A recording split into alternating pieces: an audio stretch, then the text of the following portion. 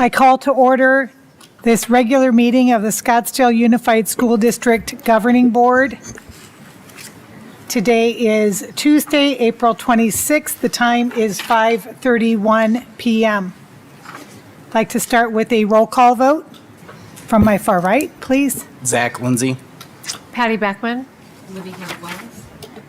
4 of our governing board members are currently present, and we have a quorum.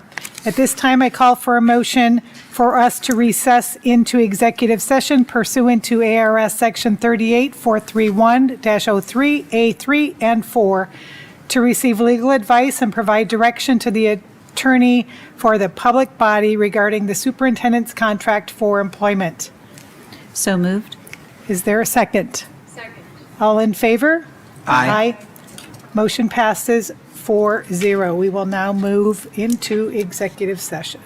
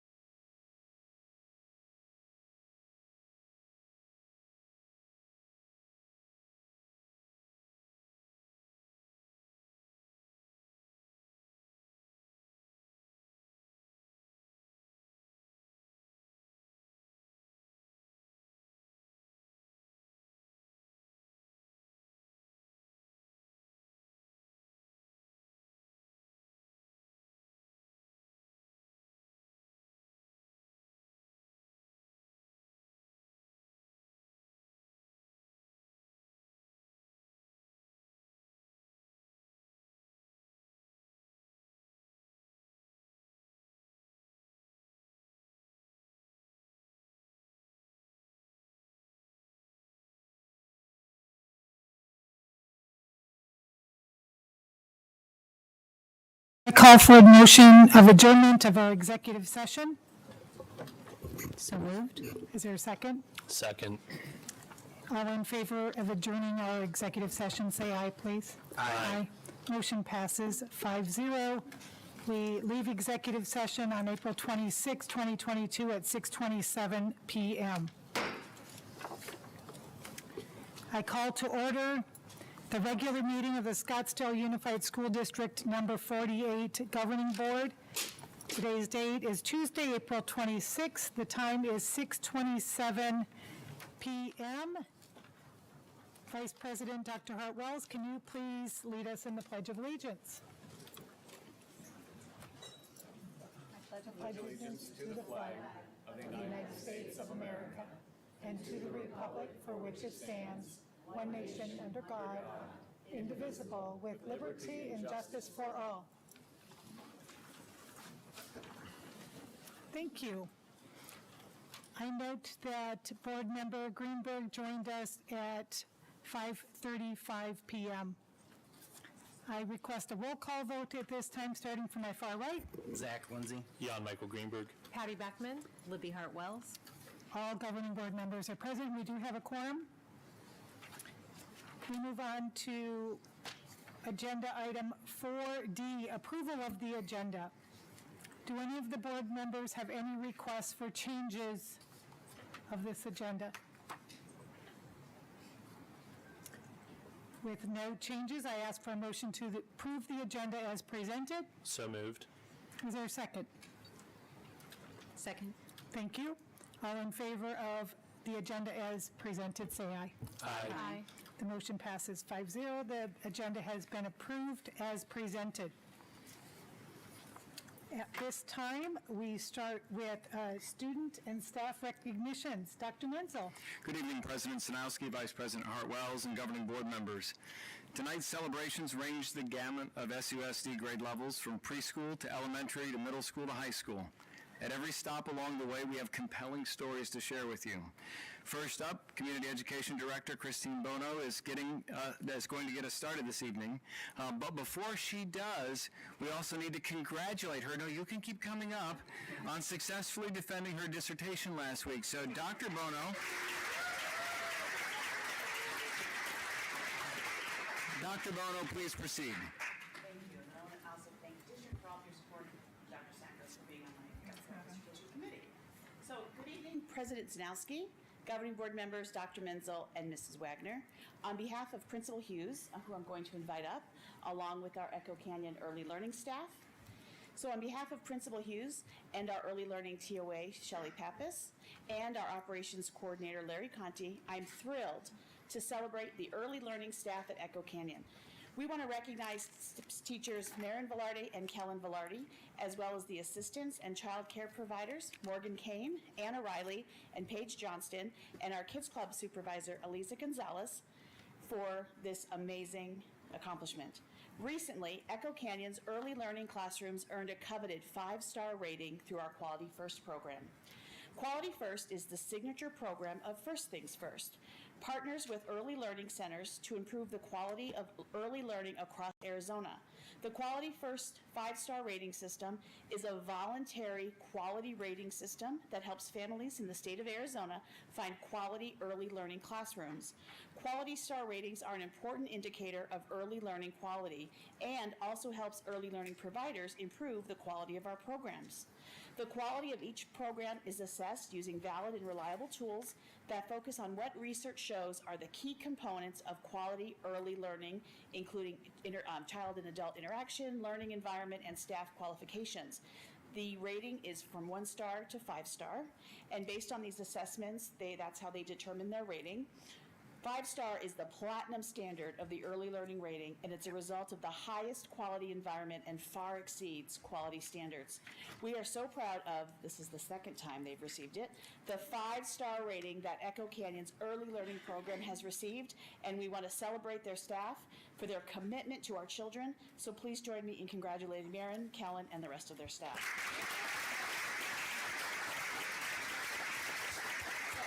Some challenge coins here that I would like to present, and I'm going to give you can give one to your assistant and give one. And Principal Hughes.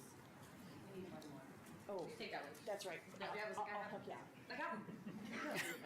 So thank you, and give you a hug. I'm just so grateful for everything you do for our littlest kids. Thank you. Thank you. And they also are our critter farm, so if you want to know about our critters, which we could go on about all kinds of bugs and such, they are the masters. So they wear many hats across the district, and on behalf of all of us, I want to thank you for your commitment. Yes.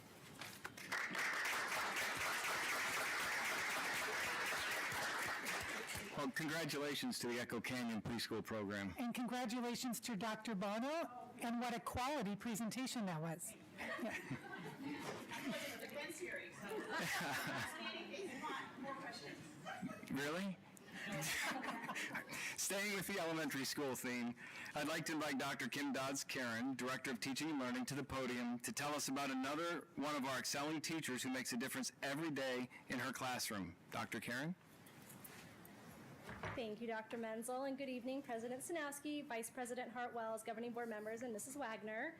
As you well know, Scottsdale Unified School District teachers give their all every day to support their students, their colleagues, and their schools.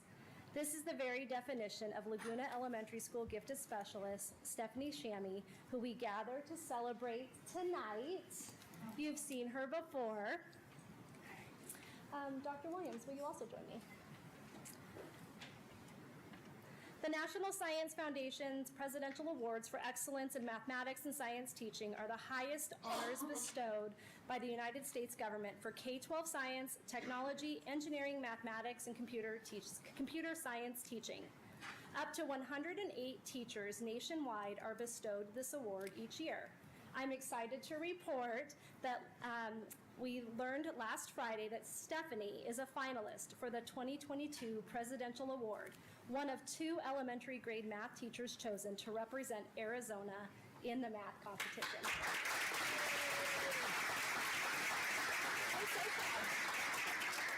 I get emotional because Stephanie and I have known each other for so long, and I'm so proud of you. To her Laguna colleagues and the students she has taught over the 28 years that she's been with SUSD, this may seem long overdue. We've known for a long time about Stephanie's commitment to be the best educator she can be, and to think she had a choice whether to join our district, which she wisely chose, over dancing at Disneyland. Stephanie received her bachelor's degree from ASU and her master's degree in educational leadership from NAU. She is a nationally board certified teacher in K-8 literacy. She has state endorsements in early childhood, English learning, reading, and gifted. She has been a Charos Teacher of the Year and a Horace Mann Award recipient. And as if that were not enough, she has also been an SUSD leader in the arts integration in recent years, working closely with the Scottsdale Center for the Arts and the Kennedy Center in Washington, D.C. Being the bundle of energy that she is, and always looking for new opportunities for Laguna's students, Stephanie was behind the effort to create a makerspace at her school. She cares deeply for her students, and she spends countless hours creating outstanding, engaging learning opportunities for them, even during the summer when she puts on Camp Innovation. So we have only one question for the National Science Foundation. What took you so long? We are very proud of you. So, Dr. Williams, do you have anything you would like to add? I couldn't think of anybody more deserving for this award. Stephanie's level of innovation and her level of risk-taking in her classroom is second to none. She's a leader on our campus in a variety of ways, and she is absolutely deserving. So congratulations, Stephanie.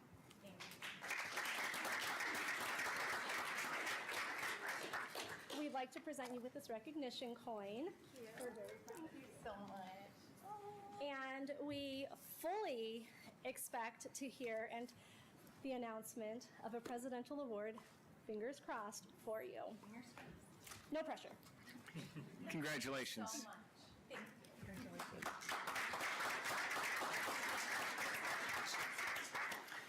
you. And last but not least for these presentations, Dr. Sakos has our 3 remaining celebrations.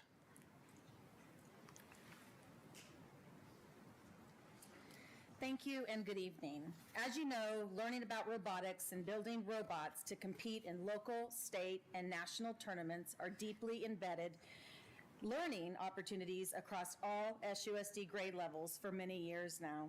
For example, every December at Mojave Middle School, the Saguaro High School Robotics team organizes and conducts an official sanctioned first LEGO League competition for elementary and middle school teams from around the valley. It was there 4 months ago that we became acquainted with the robotics team comprised of 4 Cocopah Middle School students and coached by their parents. 3 of the students and the coaches are here tonight, with Aaron Binko, Cannon Rearson, and Addie Scott, along with their coaches, Robin and Joe Binko. Please join me at the podium.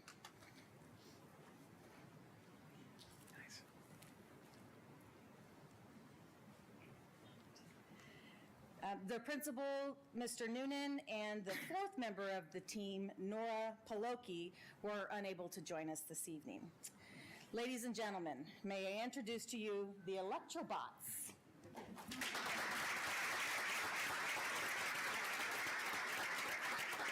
This team of 8th graders worked together outside of school to take part in this school year's Cargo Connect FLL competition. Guided by Aaron's parents, Robin and Joe, the Electrobots qualified to take part in the March State FLL Champions held at ASU. Everyone knows who the Electrobots are now because they walked away with the state FLL championship. In turn, this enabled them to represent Arizona in the first LEGO League Challenge competition at the First World Festival, which was held last week in Houston, Texas. Our students competed against more than 100 teams from around the world, 63 from the United States and 42 from overseas. We want to hear a little bit more about that experience. Electrobot, Aaron, you're the one to share us, right? Yes. Okay, come on up, Aaron. Thank you. So at the World's competition, as she said, there were over 40 teams from around the world, overseas, that were there. It was just a fun experience for all of us, and we weren't exactly participating to have any awards. It was just a really big accomplishment for us, so we were all excited to be there. It was really fun meeting all the teams that were there because, you know, there were teams from Brazil and Japan, so just getting to talk to them and get to know them was really fun for all of us. I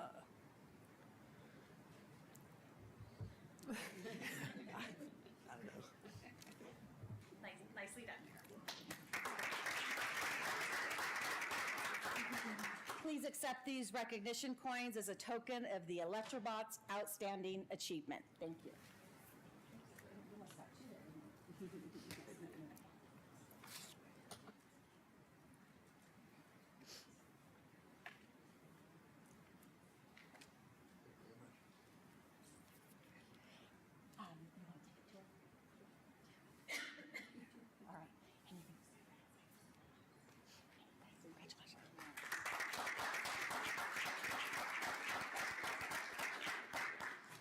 Moving to our next celebration would Mr. Ashley Cross, Saguaro Principal Ann Oxinger, Assistant Principal Dan Milligan, and SUSD Social Studies Academic Coach Stephen Williamson please come forward to the podium.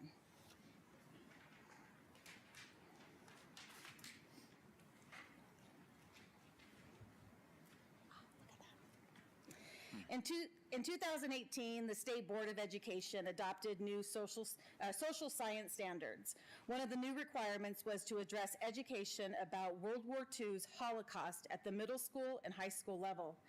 Teachers throughout the district came together to develop district curriculum maps to address these new standards, including the Holocaust education requirement, which is now part of SUSD's 7th grade World Wars unit, 8th grade Human Rights and Genocides unit, and 9th and 10th grade World History courses. This school year, we have added one semester social studies elective for 10th through 12th graders called Holocaust and Genocides Studies. The course is being piloted by Mr. Cross, who is the social studies department lead at Saguaro, and even more notably is a United States Holocaust Museum teaching fellow. This sensitive subject matter could not be in better hands, and we hope there is enough student interest in the future to be able to offer it to other high schools. For his efforts, Ashley is a recipient of the Phoenix Holocaust Association's Chauffeur Zakor Award, which recognizes outstanding contributions to the teaching of the Holocaust and genocide awareness. Congratulations, Mr. Kroos.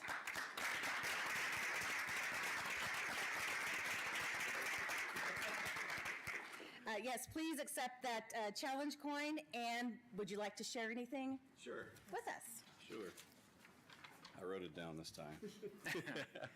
Thank you to the board, Dr. Minsel, Dr. Sakos, Dr. Guerin, my principal, Ann Oxinger, and two people, thank you, and two people that helped me getting the Holocaust Genocide class approved, my academic coach, Steve Williamson, and my assistant principal, Dan Milligan. Thank you also to the Phoenix Holocaust Association. I really appreciate this great honor. Being awarded it and looking at the list of past recipients is very humbling. Receiving this award for something that I care so much about, teaching Holocaust and genocide studies, is still something that my brain is trying to process. I look at the list of past recipients and I can't fathom my name and theirs being spoken in the same breath. Many of these people on the list are mentors to me, and I look up to them for Holocaust education. Most impactful, though, is last year's recipients of the award, 54 Holocaust survivors living in Arizona, because ultimately it is those individual stories that we want to teach our students and future generations. I hope we can bring this class to many more SUSD high schools and continue to add more sections at Saguaro. Thank you so much.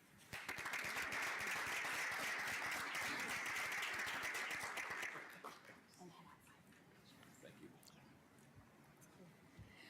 Our final celebration tonight is one we could have every governing board meeting. This particular one has its genesis in a recent community award to one of our school resource officers.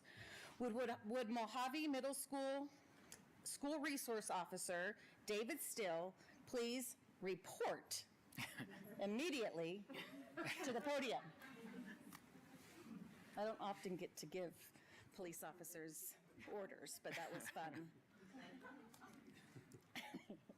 Also, Principal Oxinger, I think you went to Take a picture. take a picture, but she will soon join us at the podium. And also, we have middle school assistant principal Kristen Tyndall, who would join us. Officer Still is a well-known face in our Saguaro learning community, but he calls Mojave home. He is the recent recipient of this year's prestigious Marine Corps Law Enforcement Foundation Jack Cummings Award that recognizes a member of the Arizona Public Service community who exemplifies the professional values, ideals, and dedication of a late FBI officer in Pennsylvania.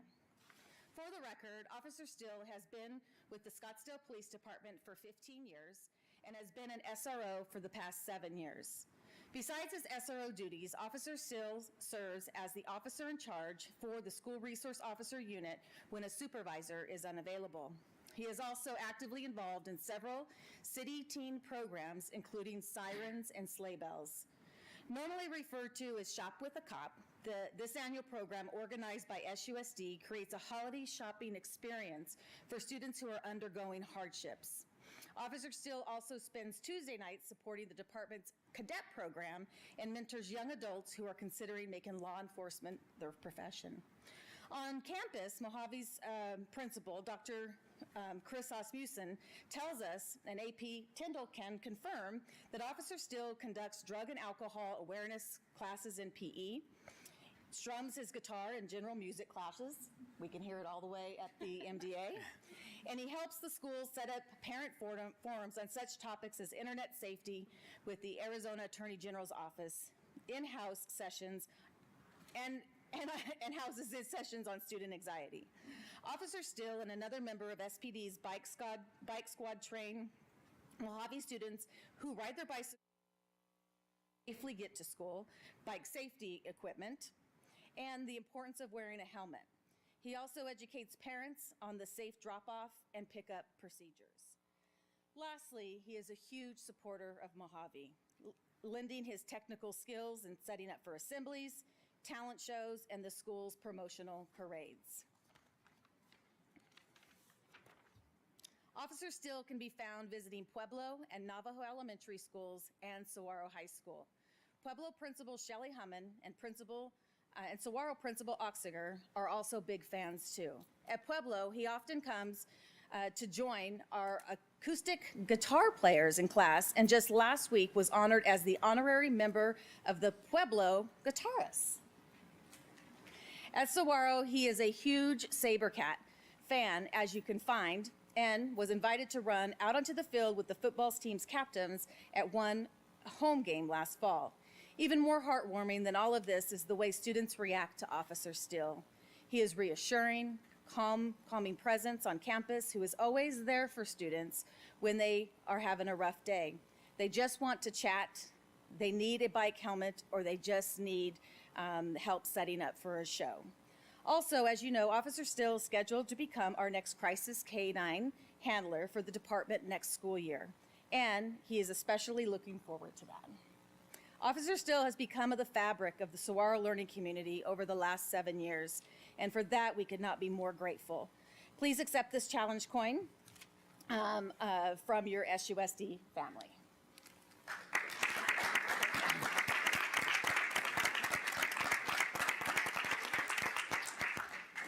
And that's it from the podium. Congratulations, Officer Steele. Next time we'll ask you to bring the guitar. We do have just a few more items to celebrate this evening. First, you may recall having met Desert Mountain High School senior Ava Kassir at our February board meeting. At that time, she was one of 3 SUSD students who had been named candidates in the 2022 U.S. Presidential Scholars Program. I'm pleased to report that this week, Ava has advanced to finalist status to be a CTE Presidential Scholar, one of just 56 CTE students in the entire nation standing for that award. The names of the finalists will be released by the U.S. Department of Education next month, and we are cheering for her success.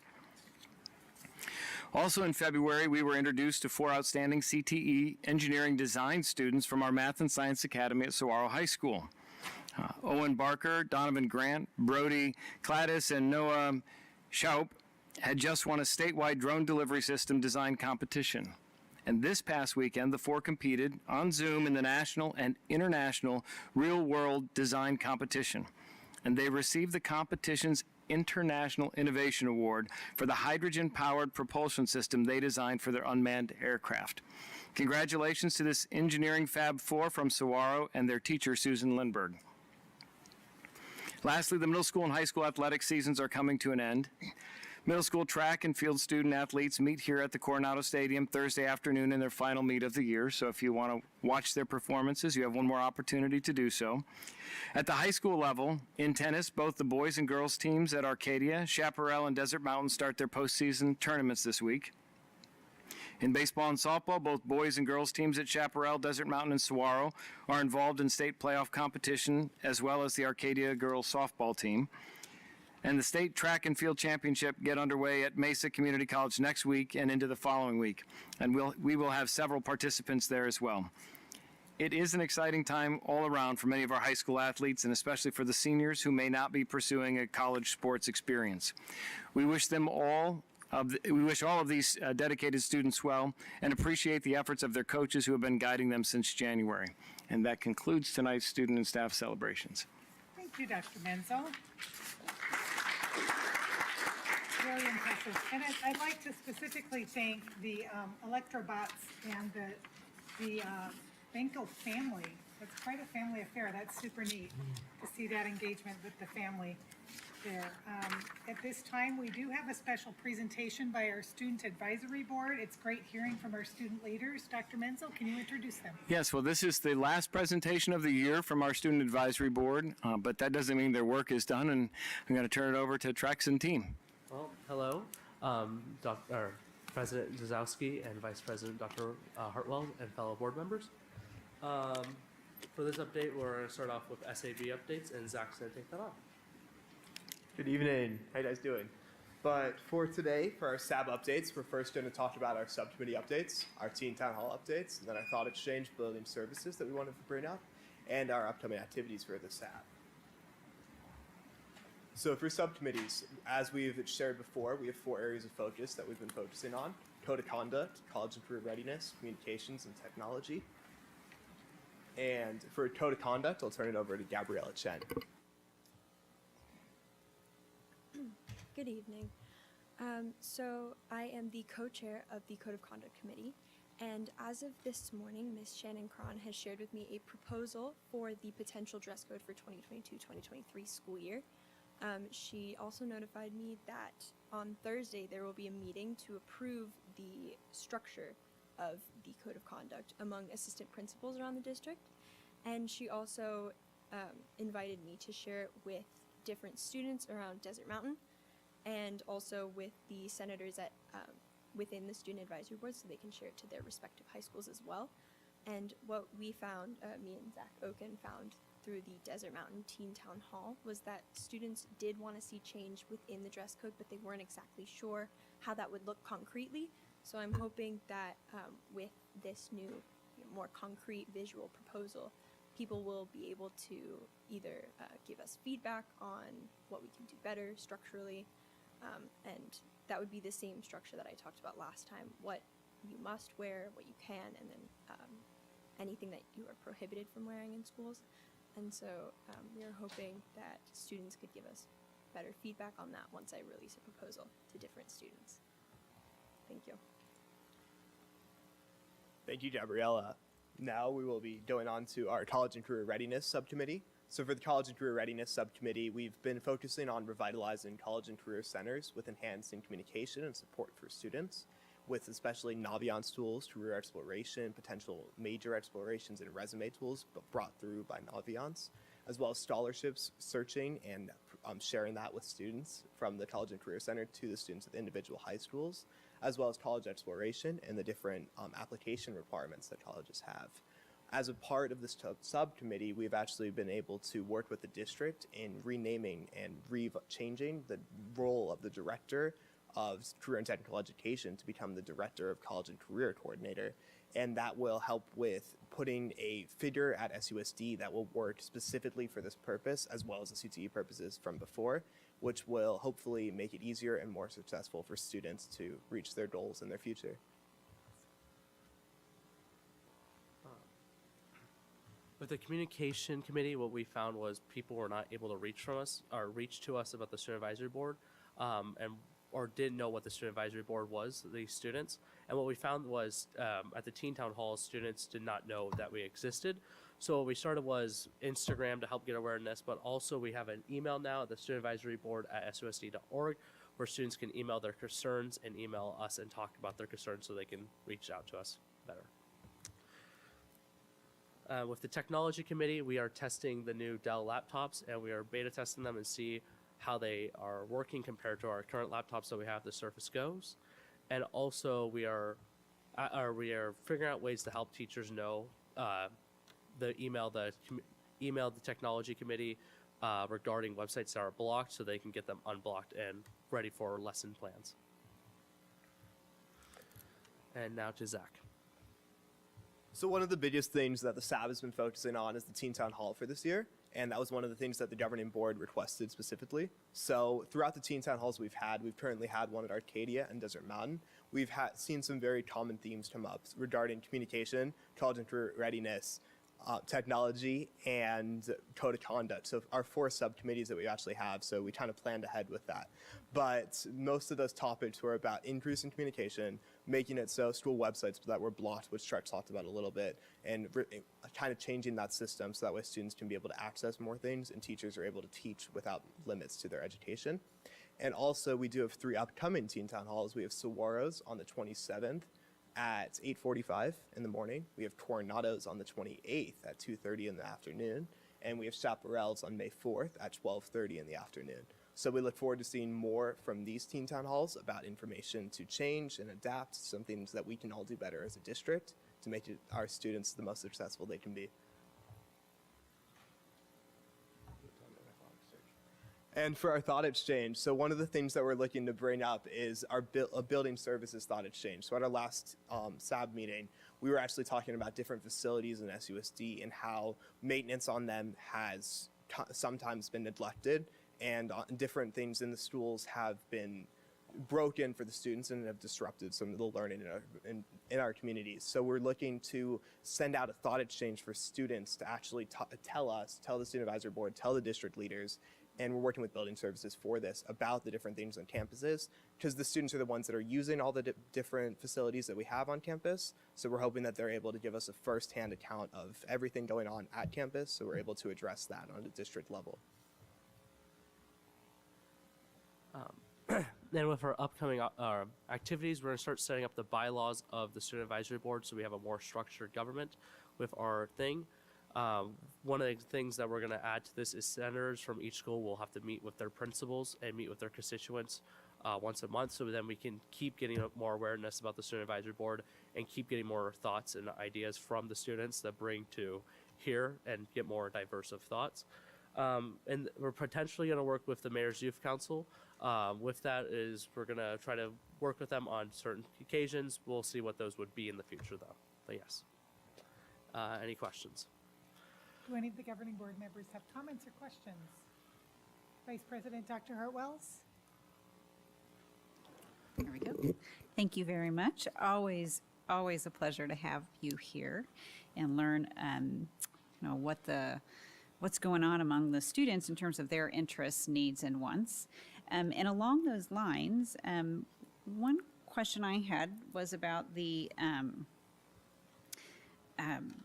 site councils at the high schools. Do any of you, or has there been any discussions of your participation in the site council meetings with the principals and the community members and parents? So especially at Desert Mountain, our site councils normally fall on the same dates as the SAB meetings. So a lot of us that are on the Student Advisory Board are actually unable to participate on the site council. Okay. But we do have meetings with our principal and some of the students on the site council through Studio and also through the Student Advisory Board. We're able to listen to their thoughts and concerns that were brought up at site council meetings and to address them in the Student Advisory Board. Okay. And then the other question I had was with respect to the college and career readiness. So I understand that some of the subcommittee's work has been taken into account to redesignate this job description in particular that's on the agenda tonight. So thank you. Specifically on what career interests, are you hearing a consensus or some kind of cohort of interest in areas of career that perhaps that the district could consider in its elective offerings? I know the sign language was one example. I believe that was something that percolated up out of the SAB. The only one I can recall ever being mentioned to me was one of workshop. I know we used to have that in Arcadia. The working with tools was the only class you could do that right now with Arcadia is technical theater. Other than that, I think people want more hands-on things like workshop and stuff like that because they want to work with their hands. Some people are better with that. Some people are better not working with their hands. So, yeah. Excellent. Thank you very much. Thank you, Vice President Dr. Hartwells. Any other comments? Thank you all. You're the reason we're all here, so thank you. Appreciate it. Thank you so much. What Trex failed to mention is he is the next president of the Mayor's Youth Council. So I know he's really looking forward to collaborating with the Student Advisory Board. So we're very proud of Trex. And with that, thank you for serving as our president-elect and president. So please accept this challenge coin. And also to Zach Oakham, who has been serving us as president-elect and is gearing up to be our president. Thank you very much. Thank you so much. Thank you. And to Gabriella Chen, who's a senior, who has been really instrumental, and not only in the Student Advisory Board, but you're also serving on a textbook adoption committee with Dr. Dodds for the AP and IB government, right? Yes. So all of you are so amazing, and I'm a better person for working with you every single day. Thank you so much. Isn't Trex also on that committee? Yes? Yes. Awesome, thank you. Great to have student input on those committees. At this point of the meeting, we will move on to item 7, Governing Board reports. Governing Board members, do you have reports?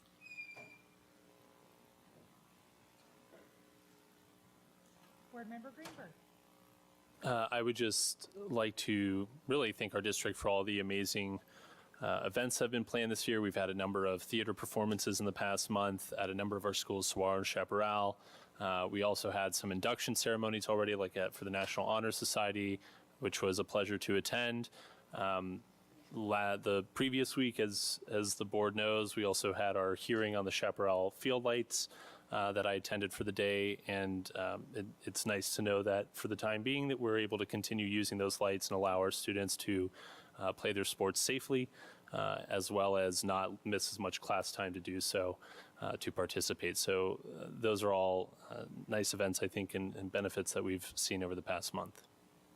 Thank you, Board Member Greenberg. Vice President Dr. Hartwells. Thank you, President Sanowski.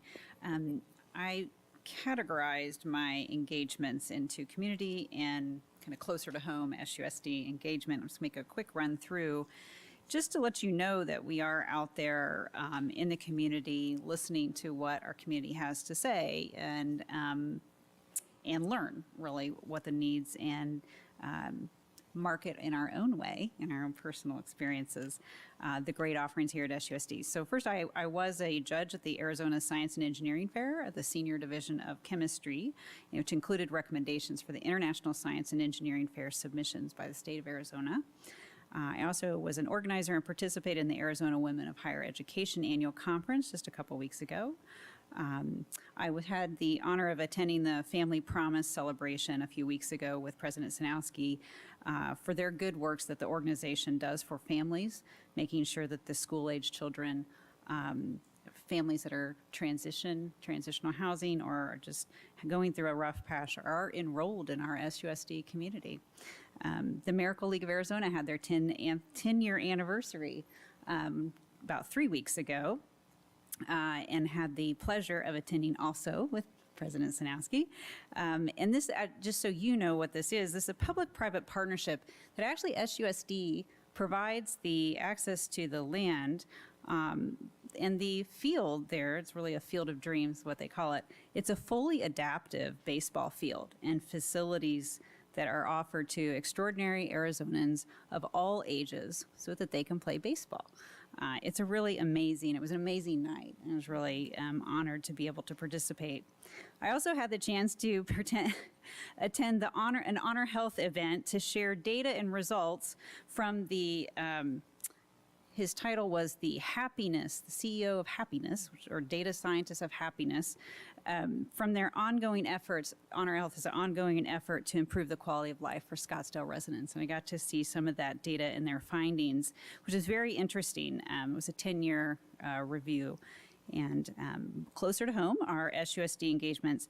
I want to thank the folks that hosted my visits at Scottsdale Online Learning and Cochise Elementary School, discussing their goals, their celebrations, their needs and challenges. I also had the opportunity to visit at Coronado High School, an algebra class that is piloting the use of virtual reality technology to supplement their learning in their algebra course. So thank you to Ms. Gilbert, her enthusiastic discussion, and to the students that allowed us graciously to not just observe, but participate with the VR. Desert Mountain High School, Board Member Greenberg, I was able to attend, mentioned the theater performances. I was able to attend the Grease performance at Desert Mountain. And I want to extend a thanks to Mr. Willingham, and particularly to Ms. Noriega, who happens to be the Desert Mountain Charo Teacher of the Year this year. For her years of service, she's retiring this year after several decades of commitment to our SUSD students and to our community, and we wish her well in her retirement. And then had the pleasure, and this is a humbling experience, to observe the International Baccalaureate art exhibits, the seniors who are graduating. These exhibits are curatorial exhibits, and they are at their core an exploration of self through emotional triumphs and struggles that these students put these original works together. And this year it was everything from false friendships to reconciling disconnects of institutional social structures, all with a very deep guiding ethos, and I was moved, to say the least. Last up, but certainly not least, the Scottsdale Math and Science Academy at Saguaro High School hosted their hosted a beautiful event this past weekend in which the seniors who are graduating with distinction this May, presented posters on their field work. They do internships, and their analyses on various topics. It was from actuary to cybersecurity to compounding medicines. And I also got to enjoy even more sophisticated original artwork from many of the contributing SaberCats. Also, a very powerful experience to see these students and their extraordinary talent manifest into original work. But most of the last month, I have spent listening to others speak to or about their views on our state of affairs, including the pros and cons of many of the proposed laws and budget discussions that are going to directly impact our students and our future. My takeaway was this: the least effective thing that we can do is stand in a circle and point an angry finger at others, whether you feel that your anger is justified or not. Conversely, the most effective thing we can do is stand together in support of our shared goal. We do have shared goals, and I ask that you use those shared goals as your touchstone, which is what I do. So thank you. Thank you, Vice President Dr. Hartwells. Any other board members? Well, then I'll go. And thank you for filling in some of the holes. I forgot about some of these great events, but I can say that I had the opportunity to observe many great celebrations, not just from our students, but also our staff and our community members. Because if you think about it, behind every great learning experience, there are a whole lot of other very supportive individuals, from teachers, parents, administrators, support staff that help make these events go. A few of them I'll just name: the Prisms of a Reality of Mathematics demo. I'd like to take math over again using that technology because it was really cool to see it at Coronado as well as at Tanalea and see the true engagement and excitement from our students. Couple theater presentations, the Grease production at Desert Mountain, Mamma Mia at Saguaro. I had the great privilege of spending an evening recognizing our National Board Certified Accomplished Teachers at their ceremony. Fantastic night of celebration. Board Member Beckman and Dr. Menzel, along with some city leadership and community college leaders, we have been participating regularly in our Scottsdale Joint Education Committee. That work is moving along a little slowly than I had anticipated, but nonetheless, it's moving along. And I'm glad that education has become a focus in the city of Scottsdale. The Scottsdale College Promise Program, we have had meetings for that and trying to differentiate and clarify what that looks like. I have also had the opportunity to meet with many community members and again listen to what their values are and what their concerns are. Had the ability to attend the National Honor Society celebration. I know Board Member Greenberg was there. It was an amazing celebration because these are the leaders who are dedicating themselves beyond self. They're dedicating themselves to the community and to their academics. The Charos Teacher Recognition Banquet was also another fantastic celebration. It was great to see teachers, community, civic organizers, school administrators, all in one place and celebrating education together. So that was fantastic. And then again, the Saguaro STEAM Showcase was very unique and very impressive. If you have not been over to the Innovation Center, which is a district-wide center at the Saguaro campus, please make sure you have done so. And now I'm going to share a few words of I don't even want to say wisdom, but my interests here, because it does impact the community that we live in, specifically the learning community that I have been assigned to. I can say with great confidence, as I just did, it is evident we have very much to celebrate when it comes to student and staff achievement in our Scottsdale Unified School District. I feel honored to have witnessed and participated in the many examples of achievement that I have just shared with you. So many have been honored by their peers, parents, professional and civic organizations, as well as community members. It seems evident the common denominator for success are evident through the scholarly traits consistently displayed by successful individuals, and I might add that are stressed in many of our classrooms. Examples of these scholarly traits include spending time pondering about ideas and problems and viewing them from different perspectives, taking academic risks, and not being afraid of making mistakes. Scholars examine many and varied resources for their results. They are curious and always thoughtful in their questions. How we respond to mistakes is also important, and that was my greatest takeaway from this past month. Do we use the mistakes to excuse, stay stuck, or as an opportunity to improve? As a governing board member, I am regularly, as I think my colleagues are also regularly, brought back in to the value of these scholarly traits, and note that these are not just for students. It seems that we are brought into community scenarios where adults complain about the action of other adults and efforts are not being meant to actually create better solutions, but that seem to be actually quite mean or retaliatory.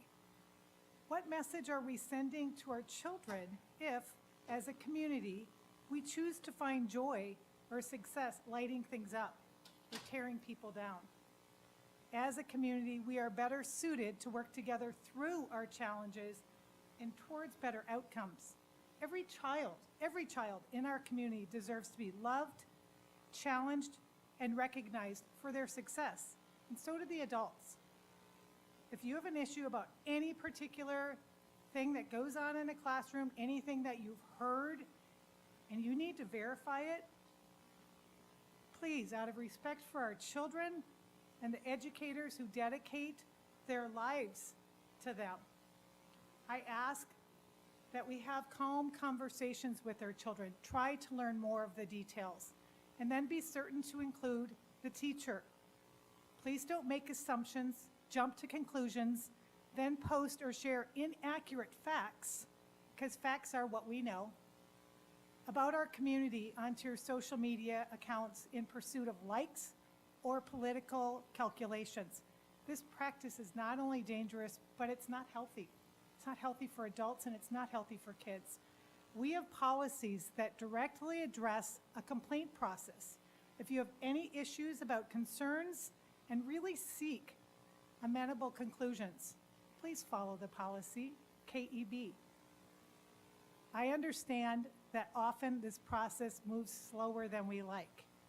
This is another opportunity for us to improve. If you have issues with another community member, have a conversation with them face to face. Please, nothing replaces that face-to-face communication. Try to work towards an amenable solution. It's not always win or lose. The manner in which we address struggles as adults provides an important lesson to our children. When we jump to conclusions without verifying the facts or refuse to try to understand a situation from a different perspective, we limit potential. We limit the potential of ourselves, our community, and the children who are watching us. They do listen, they feel the stress if we are stressed. When we look for and take pride in publicizing others' mistakes, cast judgments, or focus on the differences or deficits of others, we create a disservice to our community. Think about it this way.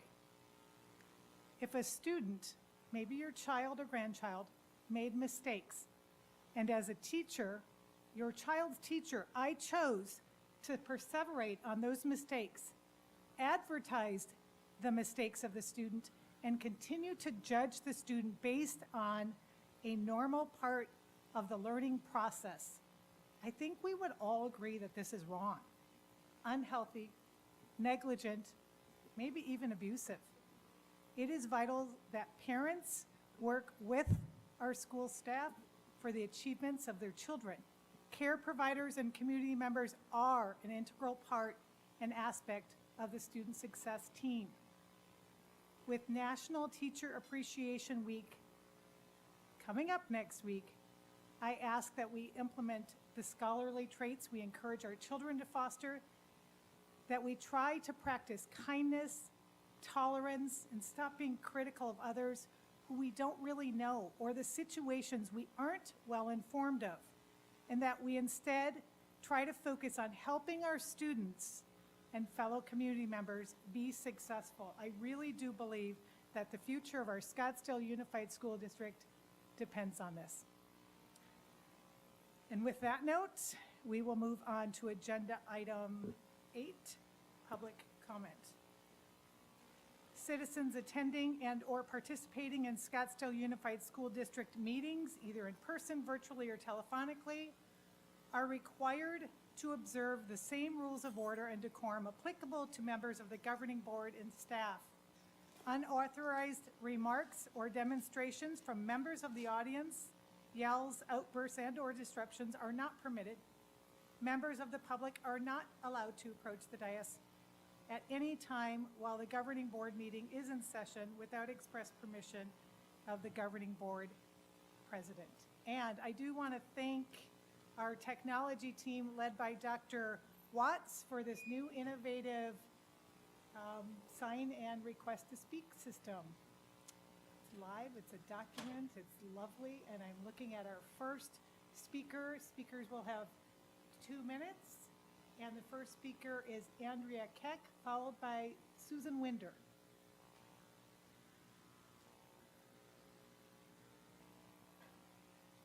Thank you. I'm Andrea Keck to speak about the proposed extension of Dr. Menzel's contract. I wasn't surprised to see this yesterday. I've been telling people for months that this board would try to pass a contract extension before the new board is seated in January. There is absolutely no justifiable reason to do this now. It appears as a power play to wrest power from the public who will be voting in November for new board members they want to represent them. As you're all aware, there are divided opinions in the community about Dr. Menzel. Those who choose to pursue this now will be taking away the public's right to be heard, disrespecting the democratic process so foundational in our country and to the governance of this district. Another concern is your willingness to make such an important decision without complete data. Standardized testing, which will show how many of our students are at grade level, was just completed in the last few weeks. Results are due in June, I believe. In addition, the performance pay plan you approved in December is to be completed by Dr. Menzel by June 30th. What was the point of working so hard to include measurable academic metrics in that plan if you have no intention of seeing whether he achieves these goals before deciding on a contract extension? By doing so, you seem to be signaling to him and to every employee, don't worry, we won't pay attention to what we've told you we expect you to do. It seems you're really saying we don't care about academic achievement as an important component of our superintendent's job performance. We're more interested in other things. Academics should be the #1 factor used to evaluate Dr. Menzel. If you do this now, it will be at best a disingenuous action disrespecting the public voice, and at worst, an abdication of your fiduciary. Winder's up, followed by.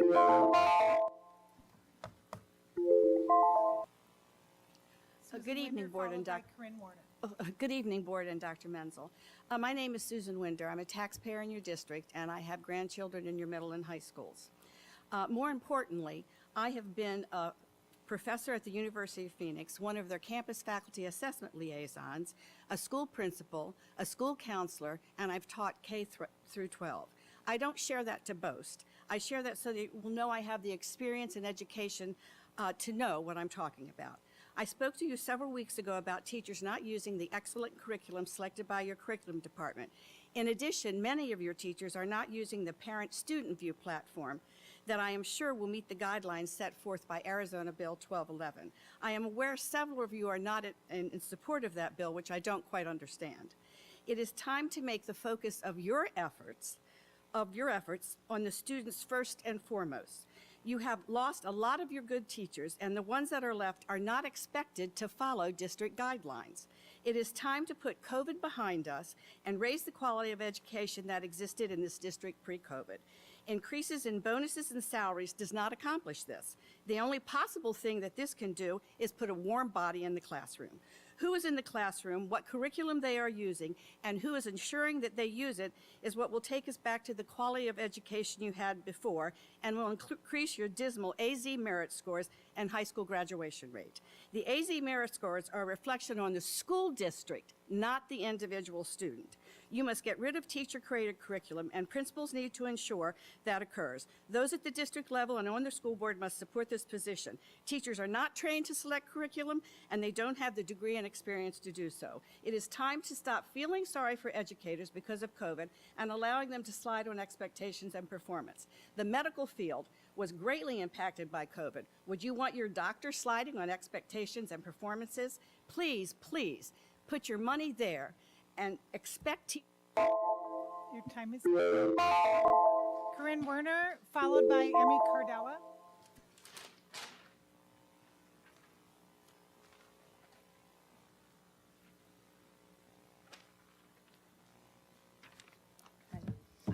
Good evening. So Superintendent Menzel's contract expires on June 30th, 2023, more than a year from now. What's the rush with extending his contract? This is a rich contract, an $11,000 raise, it's $916 a month, and up to a 20% performance bonus. If you are a teacher, you have to ask yourself, when is the last time you got a $916 a month raise? We have bleeding enrollment, effective teachers are fleeing, and not a single SUSD high school is graduating their students at above 50% proficiency levels. These results do not warrant an extension or a raise. This is nothing more than a political ploy. Additionally, here's what happened to a teacher who asked for a raise. Phone calls were not returned, emails were ignored. When they finally heard back, they were given an ultimatum. Accept your contract by specified date or turn your resignation into your principal. This is your school and I have the receipt. So I have to ask you tonight to vote no to the contract extension and raise for Superintendent Menzel because it's not warranted or earned. Thank you. Emmy Cardella, followed by Patricia Pellet. Good evening, Governing Board members, Dr. Menzel and Ms. Wagner. My name is Emmy Cardella. I'm a parent of 3 in SUSD, and I'm this year's president of the Scottsdale Parent Council. I know that an agenda item tonight is Dr. Menzel's re-upping of his contract, and I wanted to speak about how he has been supportive of the Scottsdale Parent Council, allowing us to enable parents to hear and interact with district leadership. Dr. Menzel's engagement with SPC began prior to his official start, participating in our general meeting in May 2020 alongside outgoing Superintendent Dr. Precard. In the 2 years since, Dr. Menzel has attended all of our general meetings for a question and answer session, often bringing along many, if not all, of the cabinet members. Dr. Menzel has spoken highly of SPC and of the importance of bringing parents and district staff together, setting a very cooperative tone. As a result, SPC has had an incredible year of programming. Parents have had the opportunity to hear from and engage with General Counsel Lori Bird, Assistant Superintendent Kim Guerin, Director of Teaching and Learning Kim Dodds Karen, Head of Security James Dorr, Director of Support Services Shannon Cron, Title I Director Margaret Cerna, Chief Systems Officer Michelle Watt, Gifted Director Karen Brown, and the entire leadership of the special education team. Each of them was enthusiastic and grateful for the opportunity to speak directly to parents. Scottsdale Parent Council is the only place where this level of direct contact with a wide variety of district staff occurs. It wouldn't have been possible without a superintendent who sets an example of engaging with parents. Thank you. Thank you. We will move on to Patricia Pellet, followed by Glenn Hutze. Good evening. SUSD needs to move into a positive direction to attract families. Local charter schools have up to a 2-year wait list for parents to get their students into them. Meanwhile, they feel trapped at SUSD. Extending the superintendent's contract 3 years is often a dirty tactic when the community isn't happy with their record. It's often before a board is likely to be flipped, as they know the superintendent is at risk. Extending Dr. Menzel's contract is not a move in the positive direction for SUSD. I urge you all to support SUSD by voting no. And Julie, I really appreciated your comments earlier about social media. I actually agree. And I think the first action we can take is by removing Jill and Stewart from the SBC Diversity Committee for calling out a black man for being black-faced. Thank you. Up next is Glenn. I apologize for probably mispronouncing your last name. Okay, thank you. The last speaker is Becky Williams.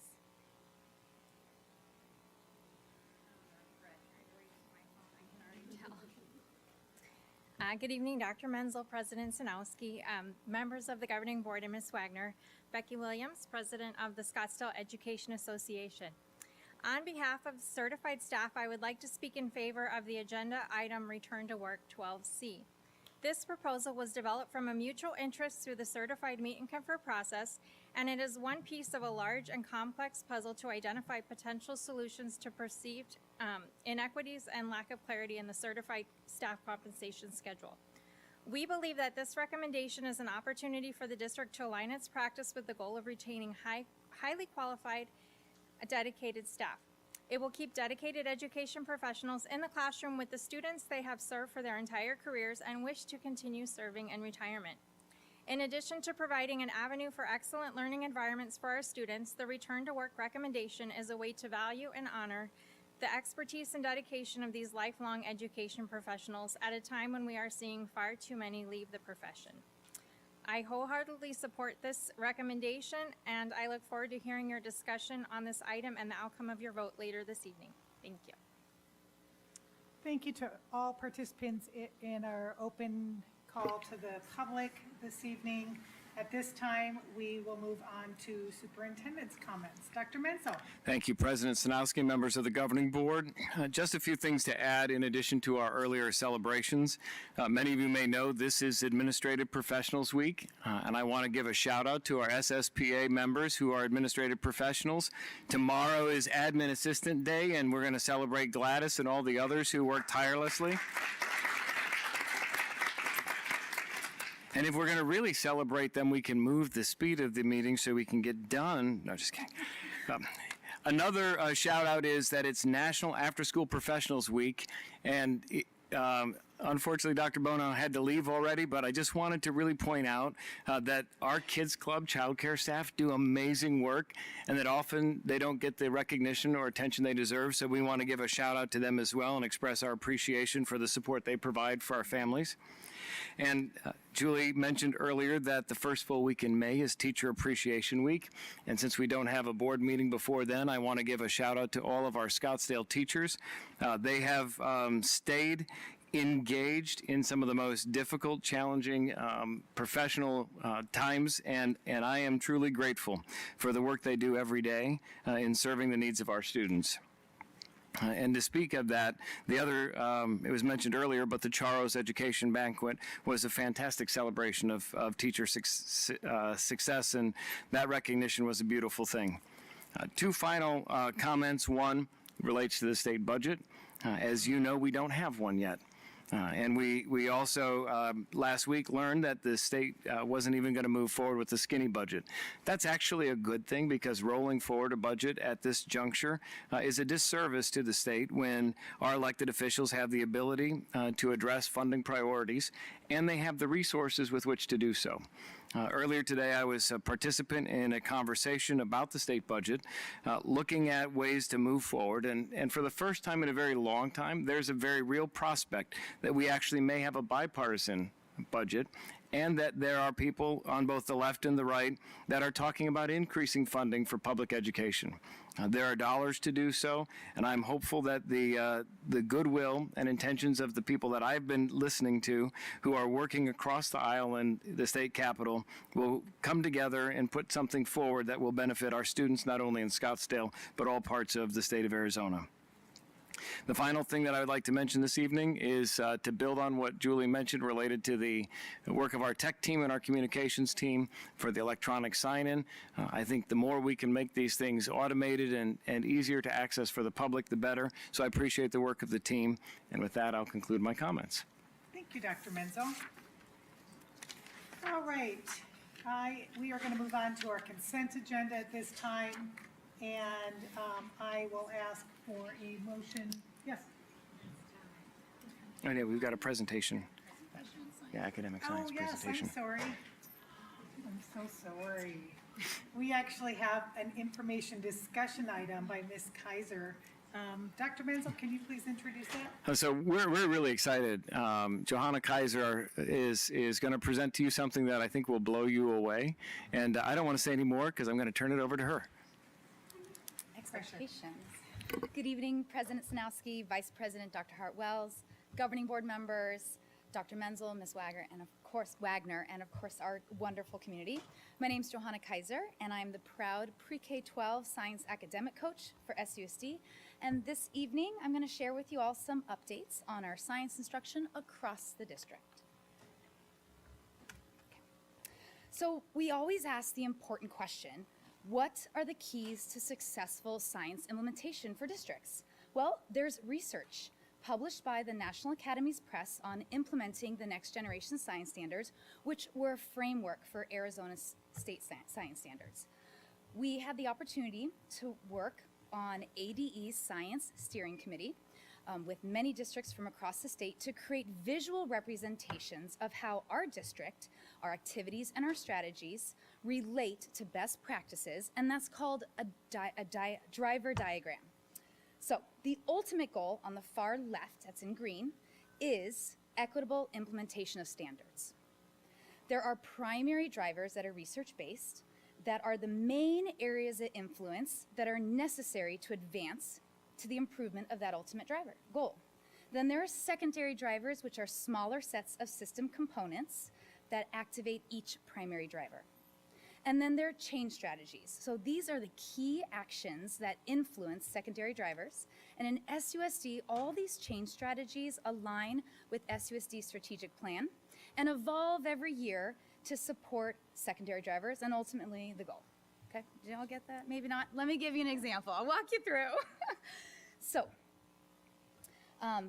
for example, finalizing that upgrade to our K-5 curriculum to the NGSS editions, the most up-to-date, phenomenal-forward three-dimensional editions, that change strategy directly aligns with, first of all, SUSD strategic plans 1.1 and 1.2, providing learning opportunities that ensure all students graduate prepared for relevant and viable post-secondary education, and cultivate critical and creative thinking by integrating problem-based learning opportunities through the curriculum. Okay, so that's what we're doing. These support research-based secondary drivers of adopting high-quality curriculum, and that state and local assessments are three-dimensional because this curriculum is rich with problem-based learning, real-world application, and three-dimensional assessments. Those two secondary drivers support the primary drivers, which ultimately lead us to a goal of equitable implementation of standards. All K-5 students have the opportunity to engage in rigorous science curriculum. Okay, so tonight, I'm going to just walk you and highlight just a few of the change strategies that we've been working on this year and will continue to do so. I'll start with some K-5 one. Here are some images that support that. Our wonderful Science Resource Center. At the start of the year, there are not that many boxes in there now. Teacher professional development, students engaging in science, community partnerships. Here's a list of all of them. I'm going to highlight a few of them, not even all of them, a few of them. I'm going to highlight a few of them in the slides to come. First of all, SUSD Science Research Center is the logistical support and the heartbeat that is so critical for equitable science curriculum implementation. teachers order and are delivered complete units of study that include nearly all the materials necessary for successful implementation of that unit. When they complete the kit, they inventory it, send it back to the Science Resource Center, where it's reloaded with all the consumable items, anything that's broken, and then the kit is shipped off to another classroom and another set of students. On the table on this slide shows the number of kits that were sent to schools this year and the previous 3 years. You can see that the 2021 school year was greatly impacted due to the effects of COVID-19. Because of our completed kit upgraded, more teachers and students will have consistent access to high quality instructional materials, and we expect, of course, the number of kits to increase to over 800 in the next year. That high quality updated curriculum is rooted in anchor phenomena, which directly relates to our strategic plan 1.2. Cultivate critical and creative thinking by integrated problem-solving learning opportunities throughout the curriculum. All of the upgraded kits and all have investigations that are rooted in real-world science phenomena and engineering problems, then that depends on the unit, whether it's science phenomena or an engineering problem. The slide presents anchor phenomena that drive students' sense-making in just one of the second grade kits, solids and liquids. As you can see, students are presented with the phenomenon and then are able to, by the end of the related investigations, apply their learning to either explain or make sense of that phenomena or design a solution to a problem. Okay, our critter farm.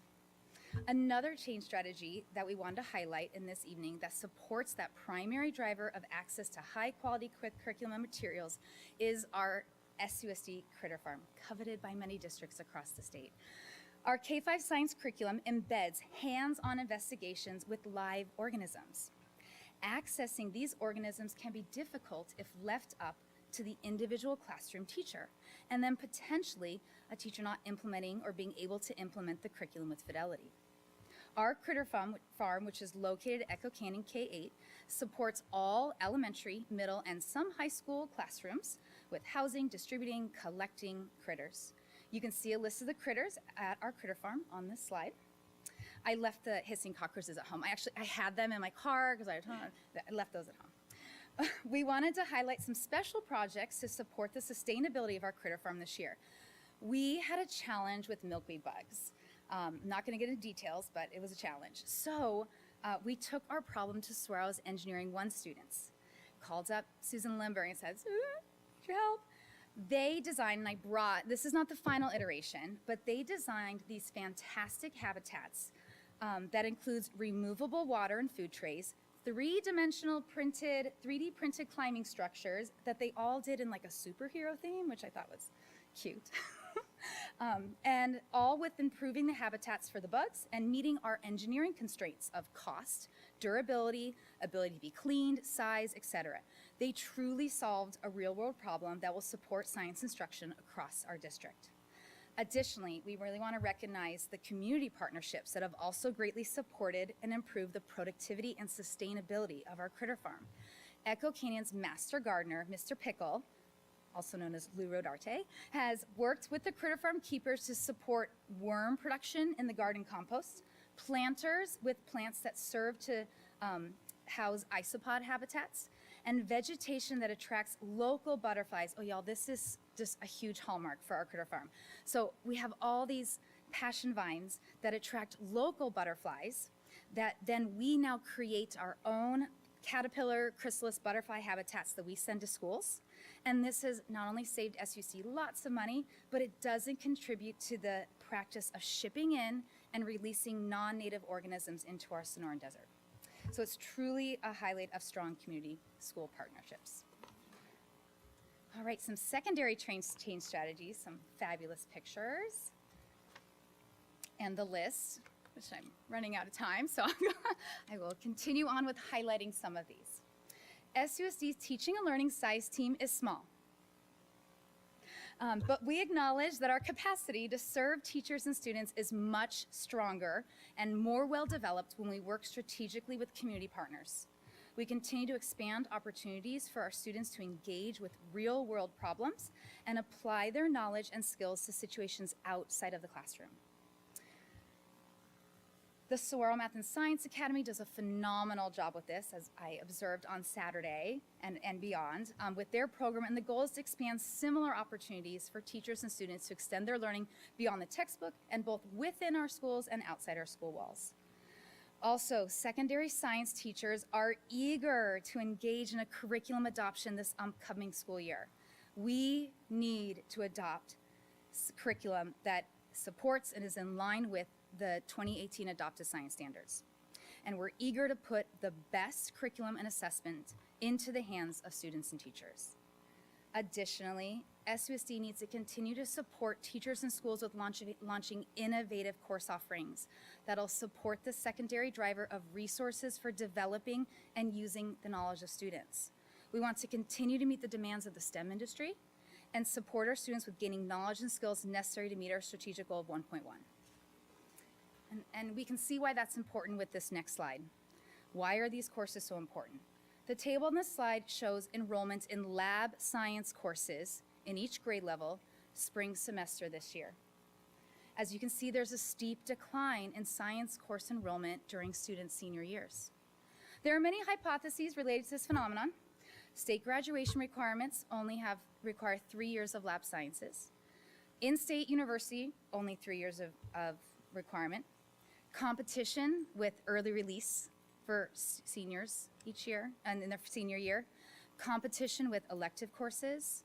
And then those prerequisites for what is seen to be fourth-year science courses.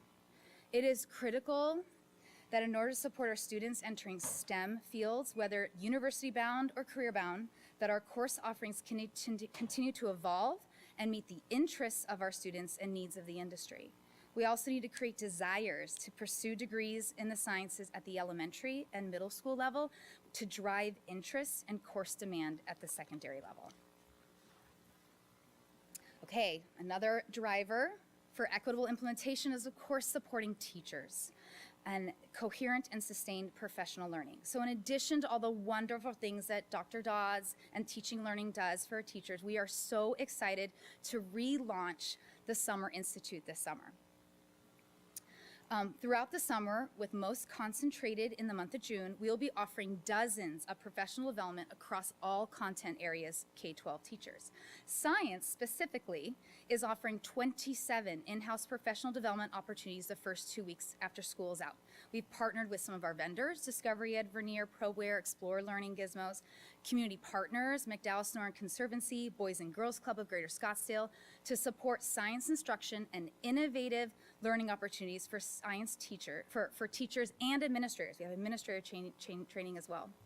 We're also promoting outside professional development opportunities for science teachers through ADE, ASTA, Arizona Science Teachers Association, and NSTA, National Science Teachers Association.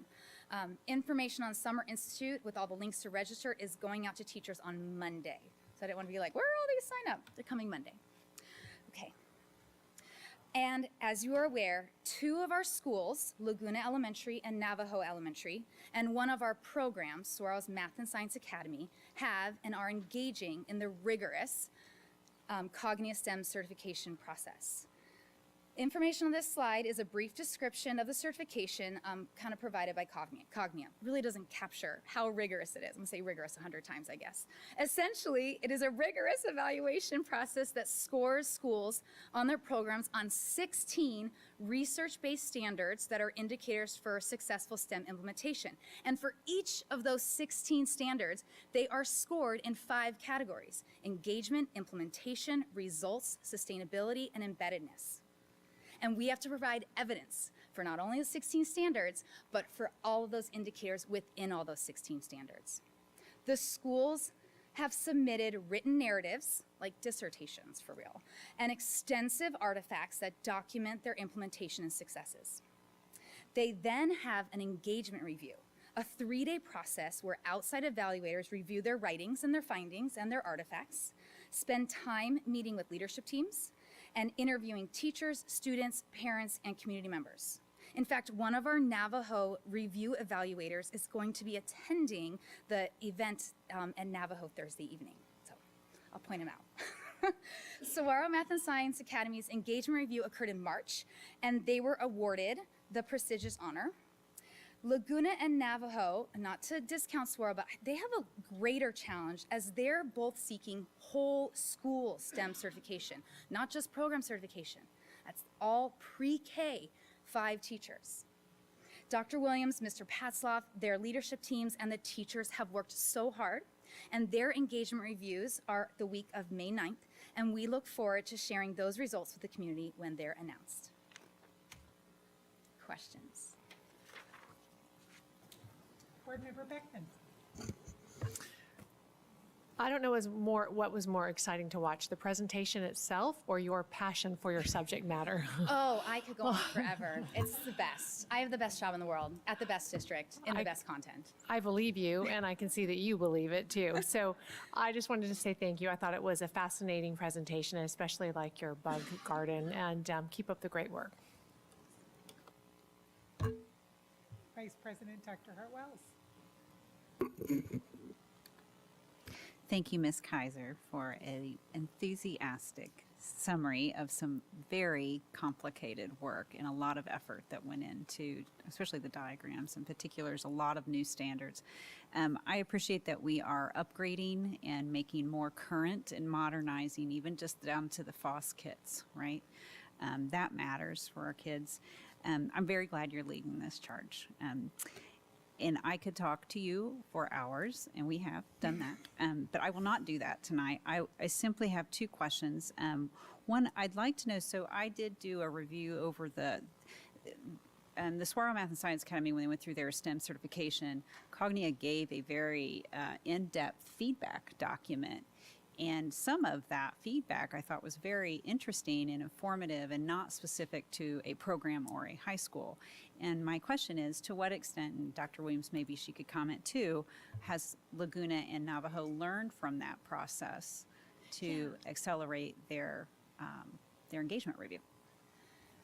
Well, we did learn a lot from Suarez, and I've been able to share a lot with them. And we ferociously, in the last few weeks, modified much of our writing and our artifacts to meet what they found was lacking with Saguaro, but truly showing that pipeline, and this is a whole community. This is not just an isolated island at Navajo or Laguna, that we're really built and are supported by our district to grow and support STEM education. I haven't really, I'm not sure how specifically Saguaro is impacted because it is a different grade level and it was more of a narrow program, but I don't know if I'm not answering that question correctly. I apologize. I was really just wanting to know if you were able to benefit from some of the feedback that the certification process that they went through first and blazed that trail for our district. I'll have Brooke answer some of that too. So I was able to look through some of the stuff that came from Saguaro, and it really did, like she said, help drive some of the writing that we did for our school. While what Laguna and Navajo are doing is a little bit different, being an elementary school and being a full school certification, we were able to take some of the things that they were specifically looking for and add those into either our artifacts, into our presentation that we're still creating, or into that writing piece. Okay. I was thinking specifically about scalability. Yeah. So thank you. Okay. And the other thing I would like to learn just a little bit more. Can you tell us about the Makerspace collaboration with the Boys and Girls Club? Just a little bit more about that, please. A little bit. So makerspaces and school gardens are real heavy, hard on my heart and special to my heart. So that's a big goal for next year. But they can be tricky, right? They need a lot of support and a lot of enthusiastic people. So we are soliciting, and that was a partnership brought forward by Dr. Menzel and I. So I went and toured the Makerspace of Boys and Girls Club at the Piper branch and got to meet with their STEM Makerspace coordinator. And, you know, they really said, hey, we have this space that sits empty in the middle of the day. And we have this knowledge and this skill set, and we want to partner with you. And so it's a little tricky to get students in the middle of the day and the investment in terms of busing. But 2 things that we're going to do is really provide trainings for teachers, both on the equipment and then the philosophy behind making. Because ultimately, we want students to engage in that engineering process, and Makerspaces provide that. So this summer, they're providing 2 days of maker-based training. The first one is Intro to, and kind of the pedagogy, and then an overview of some of the key materials and equipment that go into makerspaces. And then the second day, they go through an entire design process and engage in making. We're still not sure if we're gonna do, we're still ironing out the details of that, but it'll be 2 hours. And we're offering that to K through 8 teachers.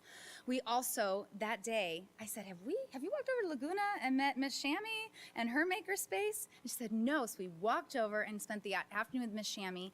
And we really want to utilize the Boys and Girls Club because they have like a cricket on steroids. We don't have some of that equipment. So getting those teachers trained on some of the higher tech equipment and getting them confident, and also supporting them and having their students walk over and use those materials. And hopefully, growing our on-site makerspace capacities through this partnership and building confidence in teachers and just the making philosophies. So we're in the budding of that relationship. Okay, great. Thank you very much. Thank you. And I'm so glad you are leading this. Again, I can't think of a better person. I remember going out and watching you teach at Ingleside, and you took your kids out to the field and continued with labs outside when some weren't doing labs. So your passion's evident, and I couldn't think of a better person. And I love this inter-district problem-solving approach where the high school students were given a challenge and that existed somewhere else, and they solved the problem. That's fascinating. It's really, really cool. So, although I think they were like, oh, this will be a great project. I was probably their biggest critic. I'm like, that's not going to work. Let's go back to the drawing table. But it's been a great partnership. Yeah, awesome. Any Thank other you. comments, board members? Nope. Everyone thanks you. Thank you. At this time, we actually will move on to our consent agenda, and I ask for a motion to approve our consent agenda as presented. So moved. Is there a second?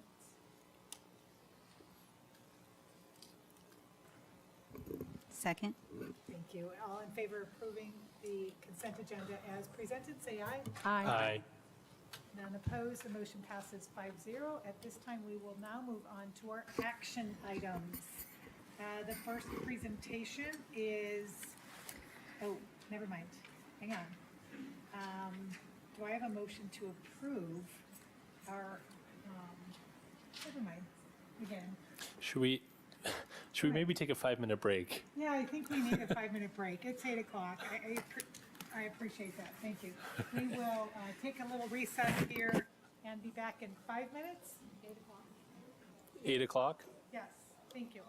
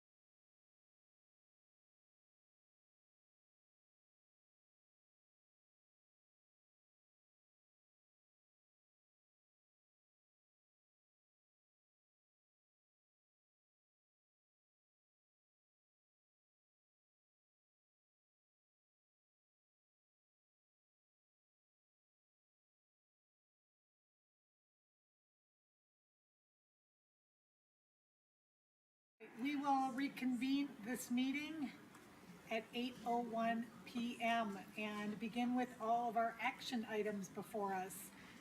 Dr. Menzel, can you please lead us on the Coronado Learning Community boundary changes? I can. Thank you, President Sanowski. As you know, last Monday we held a public hearing on the Coronado Learning Community. The presentation is available in your board packet, but we're not going to go through that slideshow again. I do want to, again, express appreciation for all the people who worked in developing the process, looked at multiple different boundary options, and also contemplated how we can ensure that we're able to invest in the Coronado Learning Community so that it's vibrant, viable, and that we have a pathway from early childhood all the way through post-secondary. So you have in front of you tonight a recommendation for the boundary changes, and I'm happy to answer any questions, but we do recommend approving the recommendation of the committee. Board Member Greenberg.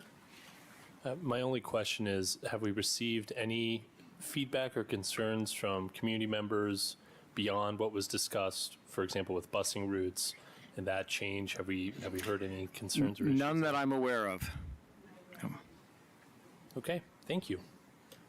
Any other questions for Dr. Menzel on this subject? All right, at this time, I would ask for a motion to approve the Coronado Learning Community boundary changes. So moved. Is there a second? Second. We have a move and a second. All in favor, say aye. Aye. Motion passes 5-0. On to B, job descriptions. Dr. Menzel. Thank you. So in this action item, we have a number of position changes. Some are reclassification, some are new, some are being removed from our organizational chart. You may recall that we discussed at one of our recent board meetings some of our organizational changes and how we've been making shifts through attrition. So when people have left, for example, we had executive director positions that got reclassified as director. A year ago, we had 2 people in teaching and learning, an executive director and a director, and now we have Dr. Dodds as the director. So what you have in front of you are a combination of positions, some of which are reclassifications based on rationale included in the board packet. Some of them are additions based on needs that were identified through our planning process for ESSER, and those would include the gifted cluster coach and the 2 MTSS specialists, 1 behavior and 1 academic. Those grant-funded positions are anticipated to be in place for 2 years, and then as the grant funding goes away, the positions would go away as well. We've made modifications in the special education department. Again, we had several retirements and departures. So we have a director of special ed, as well as we'll have 3 coordinators, and one of those is a lead coordinator position. We also are recommending a change to establish a federal and state program coordinator position. That currently has been a teacher on assignment, which is a 9-month and some change or a 10-month position, and this will now be year-round. We've got an expanded scope of responsibility, and that's the recommendation for that change, or the reason for that change. Then there are a number of others that are incorporated in the packet, but I would like to point out there's a net increase of 8 FTE in this proposal. Most of those are grant funded, either results-based funding. We've got 4 mentor teachers, a professional learning and innovation coordinator, and the gifted cluster coach, MTSS behavior specialist, and MTSS academic specialist.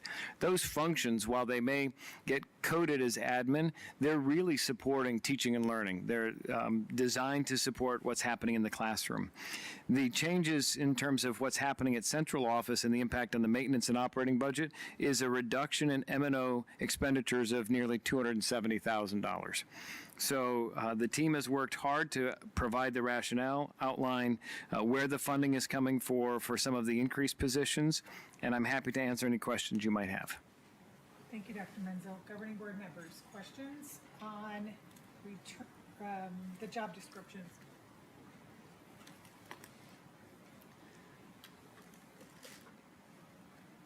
Seeing none. All right, at this time I call for a Turning off my mic, sorry. I was hearing some clicking and I was looking at my screen here. Seeing no additional. Yes, Vice President Dr. Hurtwells would like to make a comment.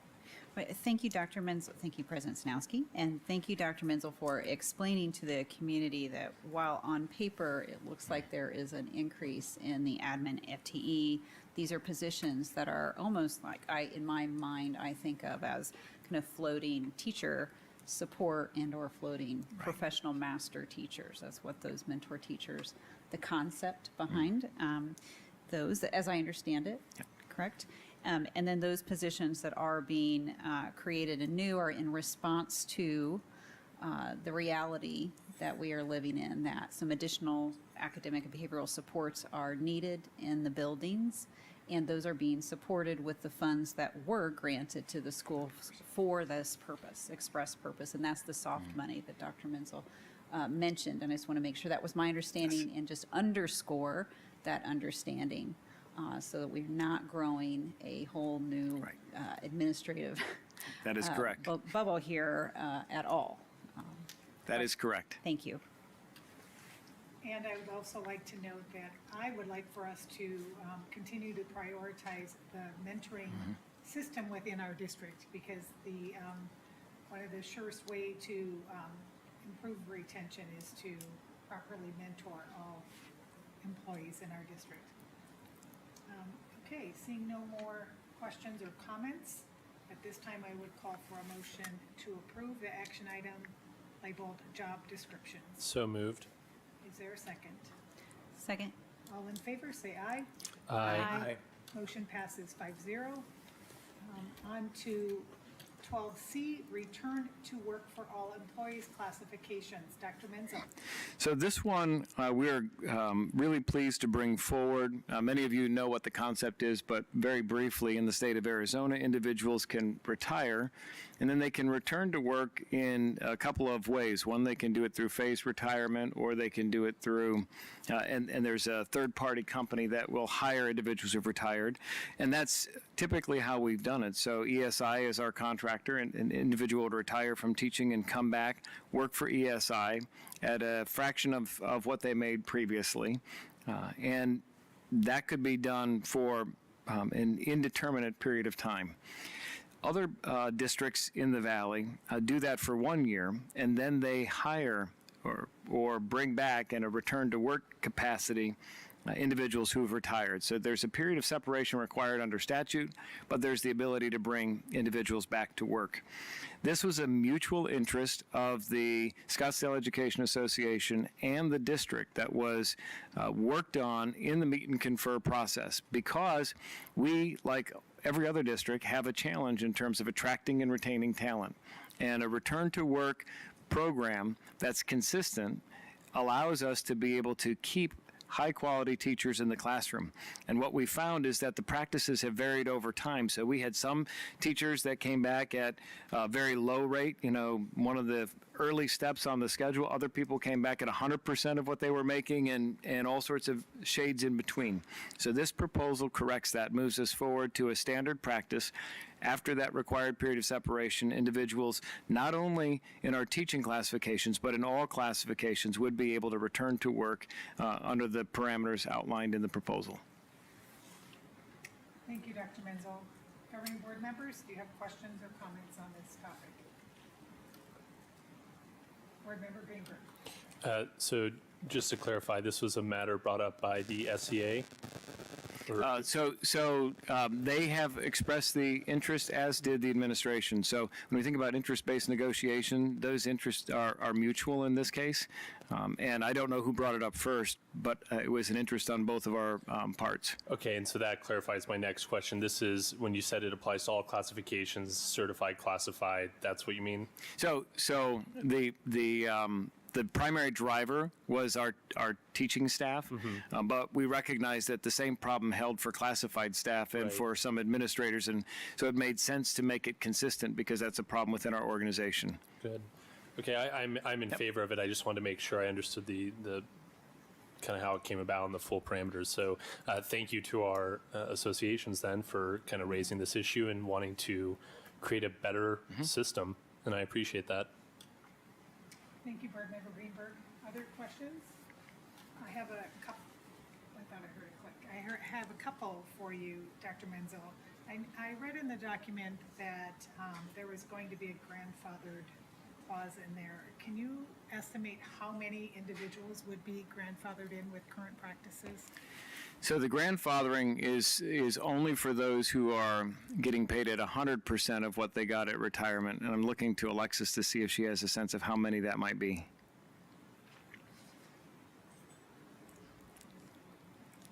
It's on the top.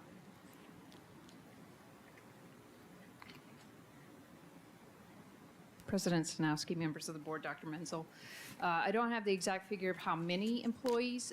We do have a few employees that are either at 100% or we're at a lesser amount, differentiated amounts. The total impact of the cost for bringing everybody up to this particular amount would be just under $25,000. And that would put everybody on the same level playing field at the 90%. Okay. Okay. So with the approval of this recommendation, it's our intent to implement this uniformly over all employee groups, right? Correct, beginning with the next fiscal year. And then I noticed it said at the very bottom of this proposal that it would apply to all of the work groups, and Board Member Greenberg mentioned that too. So my question is, how will the representatives from the other work groups, namely the support staff or the classified employees, how have they been included in this conversation? If they haven't, how will they be included in this conversation before it's actually implemented? President Sanowski, it's a good question. So there'll be communication that will go out. The intent of bringing this forward now, even though we are still in IBN, was to be able to speak with employees that are currently on phased and maybe coming off of phased retirement so that we can continue to retain or bring them back. So we will be reaching out individually. I do actually now recall that it's 30-some employees, and we intend in Human Resources to make individual phone calls to every employee to let them know. Would you say that it mainly impacts the certified employee group versus administrative or support staff? I don't have those numbers broken down, but I can certainly get you that information. It's a good mix of all. Okay. Mainly certified and classified. I kind of figured that. I didn't know how many return to work potential employees we would have from the support staff, but I was just curious about that. I do believe it's a great thing to do for retaining staff members. Any other questions? Seeing none, I ask for a motion to approve the return to work for all employees classification of 12C from our agenda. So moved. Is there a second? Second. All in favor, say aye. Aye. Aye. Motion passes 5-0. On to D, approval of resolution calling for special district additional assistance override election on November 8th, 2022. Dr. Menzel. Thank you, President Sanowski, and if our tech team can help pull up the PowerPoint presentation, I'm going to do my best Shannon Crozier impersonation this evening. She does not feel sick, but her voice is really gone. So we're going to give her a break, and if there's any questions she needs to answer, she'll jump in. Otherwise, I'm going to move us through the PowerPoint presentation. As you know, the slides are very similar to the ones that we reviewed when this was first presented for consideration. But the District Additional Assistance Override is a special election requesting voter approval for a secondary tax levy to pay for capital needs that cannot be met by school districts' regular capital budget. Just a reminder, this often gets confused in our community between a bond and it's not a bond. So a bond really pays for facilities that have a 30-year useful life, big ticket items. The capital that's covered with the District Additional Assistance Override includes things like curriculum, technology, playground equipment, athletic equipment, fine arts, and we'll talk a little bit about those things. But it includes items that if we don't have the additional funding to support it, we either may not be able to get it or we'll have to take away from M&O, which is our primary source of funding staff in the district. So in 2016, the voters of Scottsdale approved the current override, which generates $8.5 million. The election occurred in November of 2016, and its effective date was July 1st, 2017 through June 30th of 2024. We discussed at the first meeting the pros and cons of going this year versus waiting until November of 2023, which would be the drop dead date. So unlike a maintenance and operating override vote, if it doesn't pass and it expires, you go from $8.5 million to no money. When it's a maintenance and operating override vote, there's a phase out of that, and so it's a different impact on the district. The tax rate currently is on $100 of taxable property value is just under 14 cents per 100. So what we're proposing is that on November 8th, we would bring forward a recommendation. The revenue control limit for 23-24 is estimated at $135 million. The DAA override is limited to the lesser of 10% or the dollar amount that we choose. And given the override is effective for 7 years, we're recommending that the maximum amount be set at $14.5 million. Now, if the revenue control limit's $135 million, that means in that first year we could only levy sufficient to generate $13.5 million. So we can't go above that 10% of the revenue control limit. But over that period of time, we could grow to $14.5 million. When you think about the inflationary pressures we're experiencing now with items costing 40% more, sometimes greater than that, this allows for us to account for some of that inflationary pressure. The estimated tax rate, if this was approved, would grow to 0.2356 for every $100 of property taxable value. According to Shannon, it's going to be a little bit less than that. This was an estimate. We have some actual tax numbers, and it would not go into effect until the 23-24 school year, and so that rate is likely to go down even further. But that's the highest it would be based on the numbers we have currently.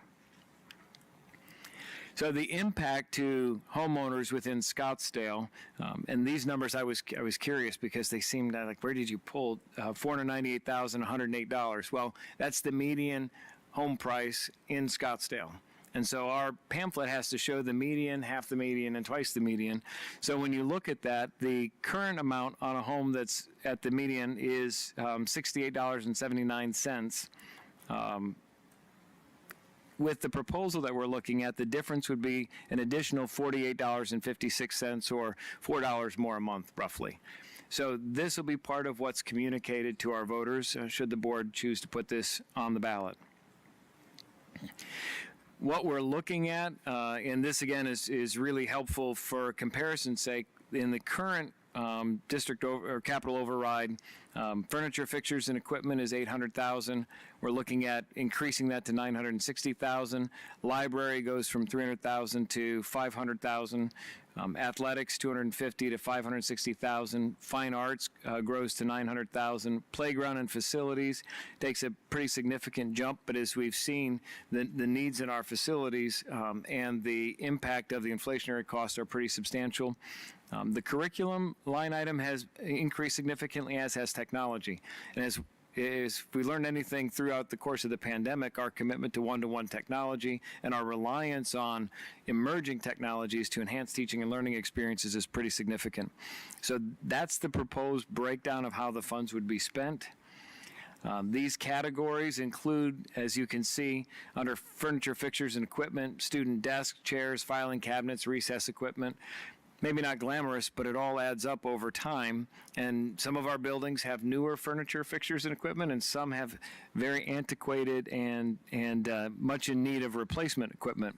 So you can see the library, athletics, fine arts. We noticed, for example, in the musical performances that there were times when our mic'd students singing their solo, we couldn't hear them because there was interference with the mic, or it didn't work in some capacity. So we have an opportunity here through the capital override funds to be able to invest in the facilities and the infrastructure to support our students. Same is true for these other areas, and happy to answer questions specifically about those. But what happens next is that if you vote to put this on the ballot November 8th, we will need to move forward with a public declaration. There will be submission of arguments posted on the district website. Prior to August 12th, the board has to issue a pro statement. In the late spring through the summer, we'll hold community town halls to answer questions that our community will have. And then November 8th is the election day. So Shannon may have something that I missed. You can telegraph it, sign language. But if there are questions, we're happy to answer them. Any questions? Seeing none. All right, I will ask for a motion to approve the resolution calling for district additional assistance override election on November 8th, 2022. So moved. Is there a second? Second. We have movement and second. All in favor say aye. Aye. That motion passes 5-0. Moving on to 12E, tentative approval of capital budget for the 2022-23 school year. Tonight pinch hitting for Shannon Crozier on the approval of the tentative approval of the capital budget is Lisa Martinez, aka L4, because we have a lot of Lisas here, and we are really grateful that she's willing to step in and present this information to the board.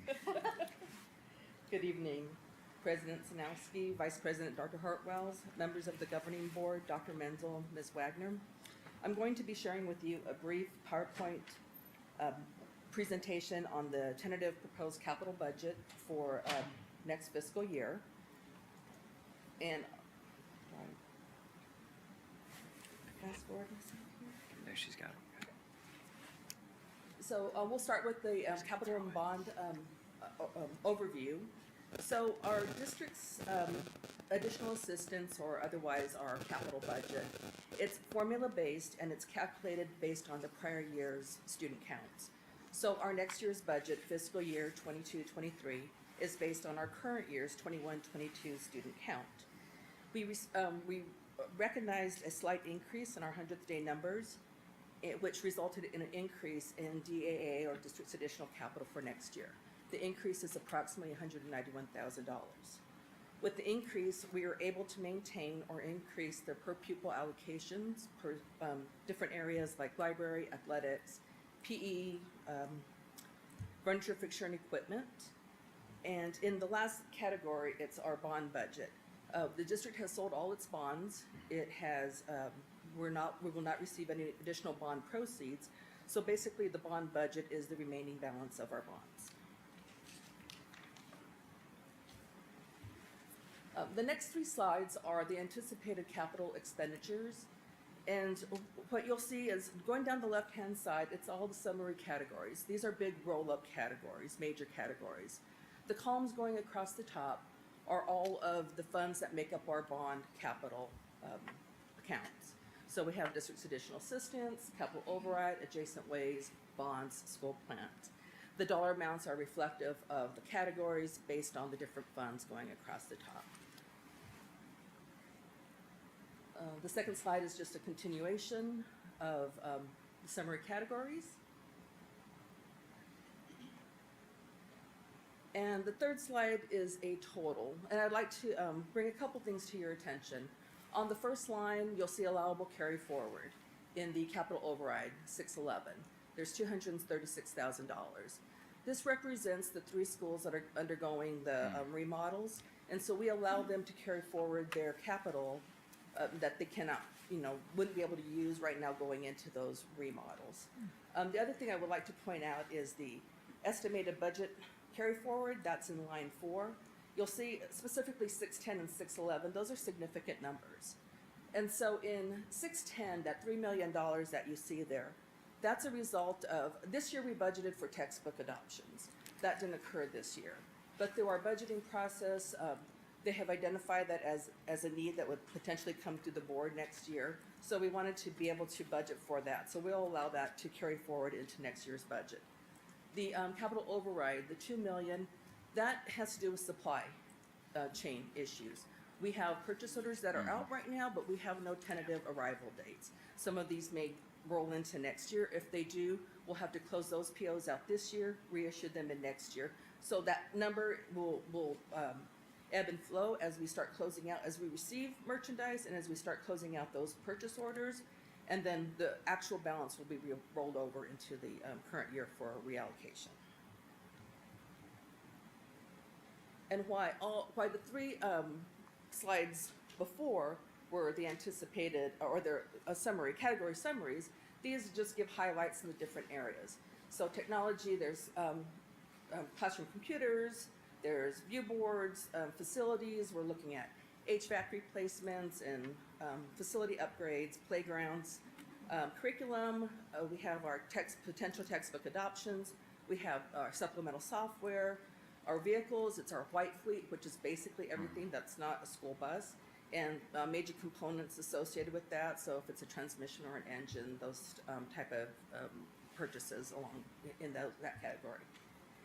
Our bond budget highlights are our 3 schools that are up for remodel, rebuilds, and then all the other schools are just what we're looking for as far as refreshment or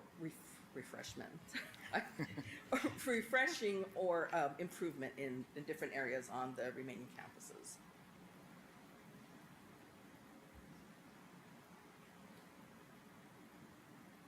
I don't want to read each one of them to you, but you can see what they are there. And that concludes the brief presentation. If you have any questions, I'll be happy to address them. Vice President Dr. Hart-Wells. Thank you, President Sanowski. Thank you, Ms. Martinez, for pinch hitting for Shannon. You did a wonderful job. I wanted to clarify, can we just back up one slide? The highlights, the bond highlights, those are for the Go Forward projects? So we have the lists of the specific buildings with, there we go. Yeah. So that's what's on tap for next year? Next year and ongoing as Dennis's schedule allows for. So that's those are the services then that have been, that have informed these numbers for your proposed capital budget. So as we look at the capital and bond planning, we sit down with Dennis and facilities and we look at his projects that he has. I think he would love to do them all next year. May or may not happen. Some of this could roll forward into the following year as we look at our capital plan going out, for the next couple of years. But this is what is on his capital planning and bond planning documents. Okay, I'd like to talk maybe more specifically about a few projects, then I'll just direct that conversation to Mr. Railer. Then there's a few schools missing there, so. Yeah, there are. I think that some of those either they have already been refreshed or in the process of refreshing or somewhere on his list. Okay, I'll follow up with Mr. Railer. That's okay. We don't have to do that this evening. Thank you. Thank you, Vice President Dr. Hart-Wells. Board Member Beckman. Just a quick question. Just curious, isn't there a budget capacity typically for adjacent waste about $4 million? We counted it at $2 million? Shannon's going to try to speak. Look. Oh, can you speak?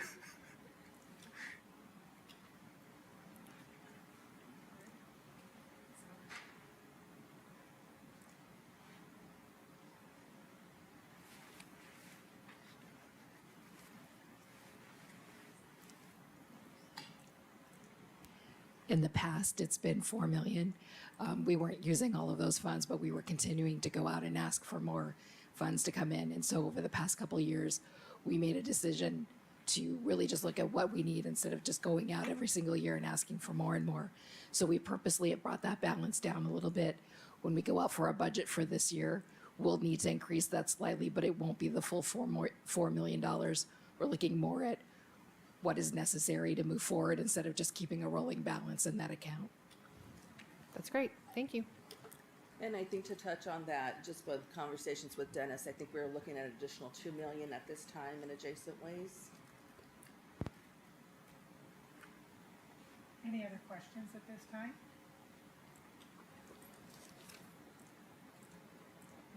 Board Member Greenberg, did you put a request? Nope. Okay. Seeing no more questions, I ask for a motion to approve the tentative approval of capital budget for the 2022-23 school year. So moved. Thank you. Is there a second? Second. All in favor, say aye. Aye. Motion passes 5-0. We will move on to action item 12F, authorization of expenditure, Yavapai Elementary School painting project with A and H painting. The next three items do not have a presentation, but Mr. Rayler is here to answer any questions if you have them. We'll take them one at a time. Yep. Does anyone have any questions for Mr. Rayler?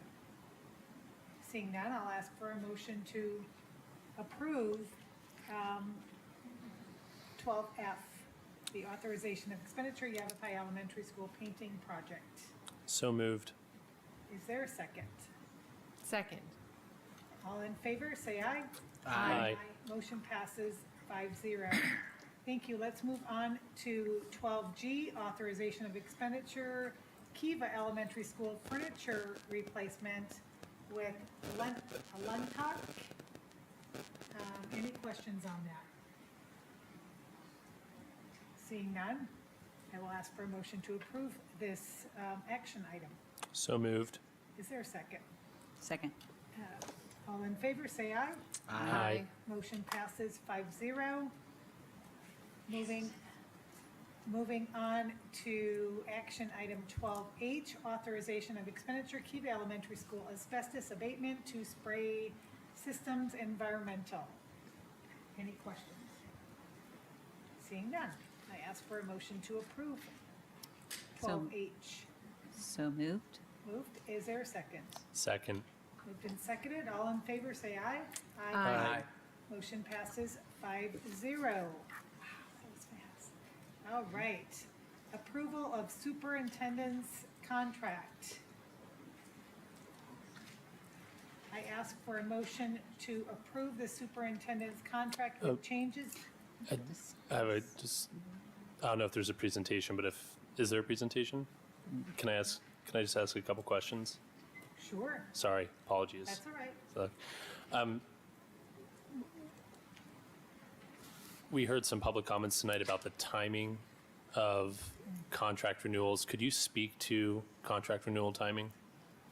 Madam President, Mr. Greenberg, this is Jennifer McLennan, outside counsel from Gus Rosenfeld. The Arizona State Law 15503 allows for the renewal of superintendent contracts 15 months prior to the end date of that contract. So you currently are in the time period with Dr. Menzel's current contract of employment in which the board may consider a renewal of that contract. What's typical is that the last year of the contract falls off, and if it's at the board's discretion and the board approves a new contract this evening, the new contract would begin on July 1st, 2022. Are there any other districts that are similarly situated to SUSD that are undergoing this same process? You're my fourth board meeting in the last 2 weeks, so I would say yes to that answer, to that question with respect to contract renewals. It's high season.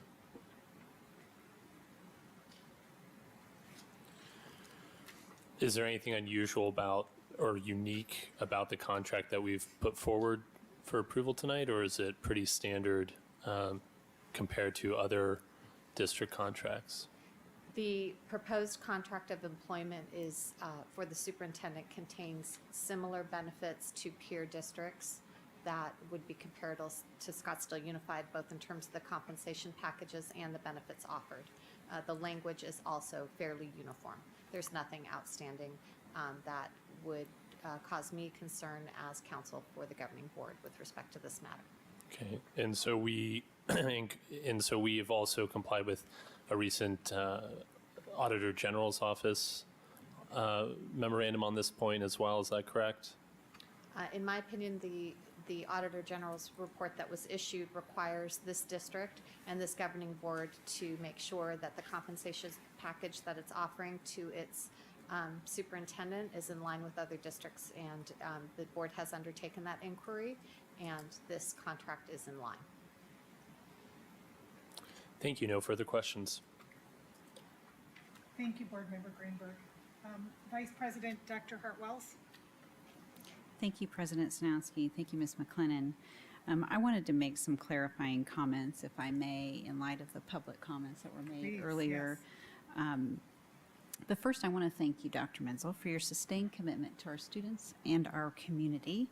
I think we can all agree our students are our community's future.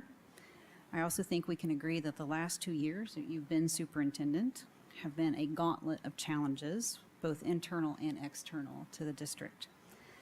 Regardless, our goal is to ensure that you and in turn the district stay focused on our goal of educating kids for the world that they must be prepared to improve. And I think we've got some serious work to do, and I think you agree. Absolutely. And the way that we do that is focus on performance.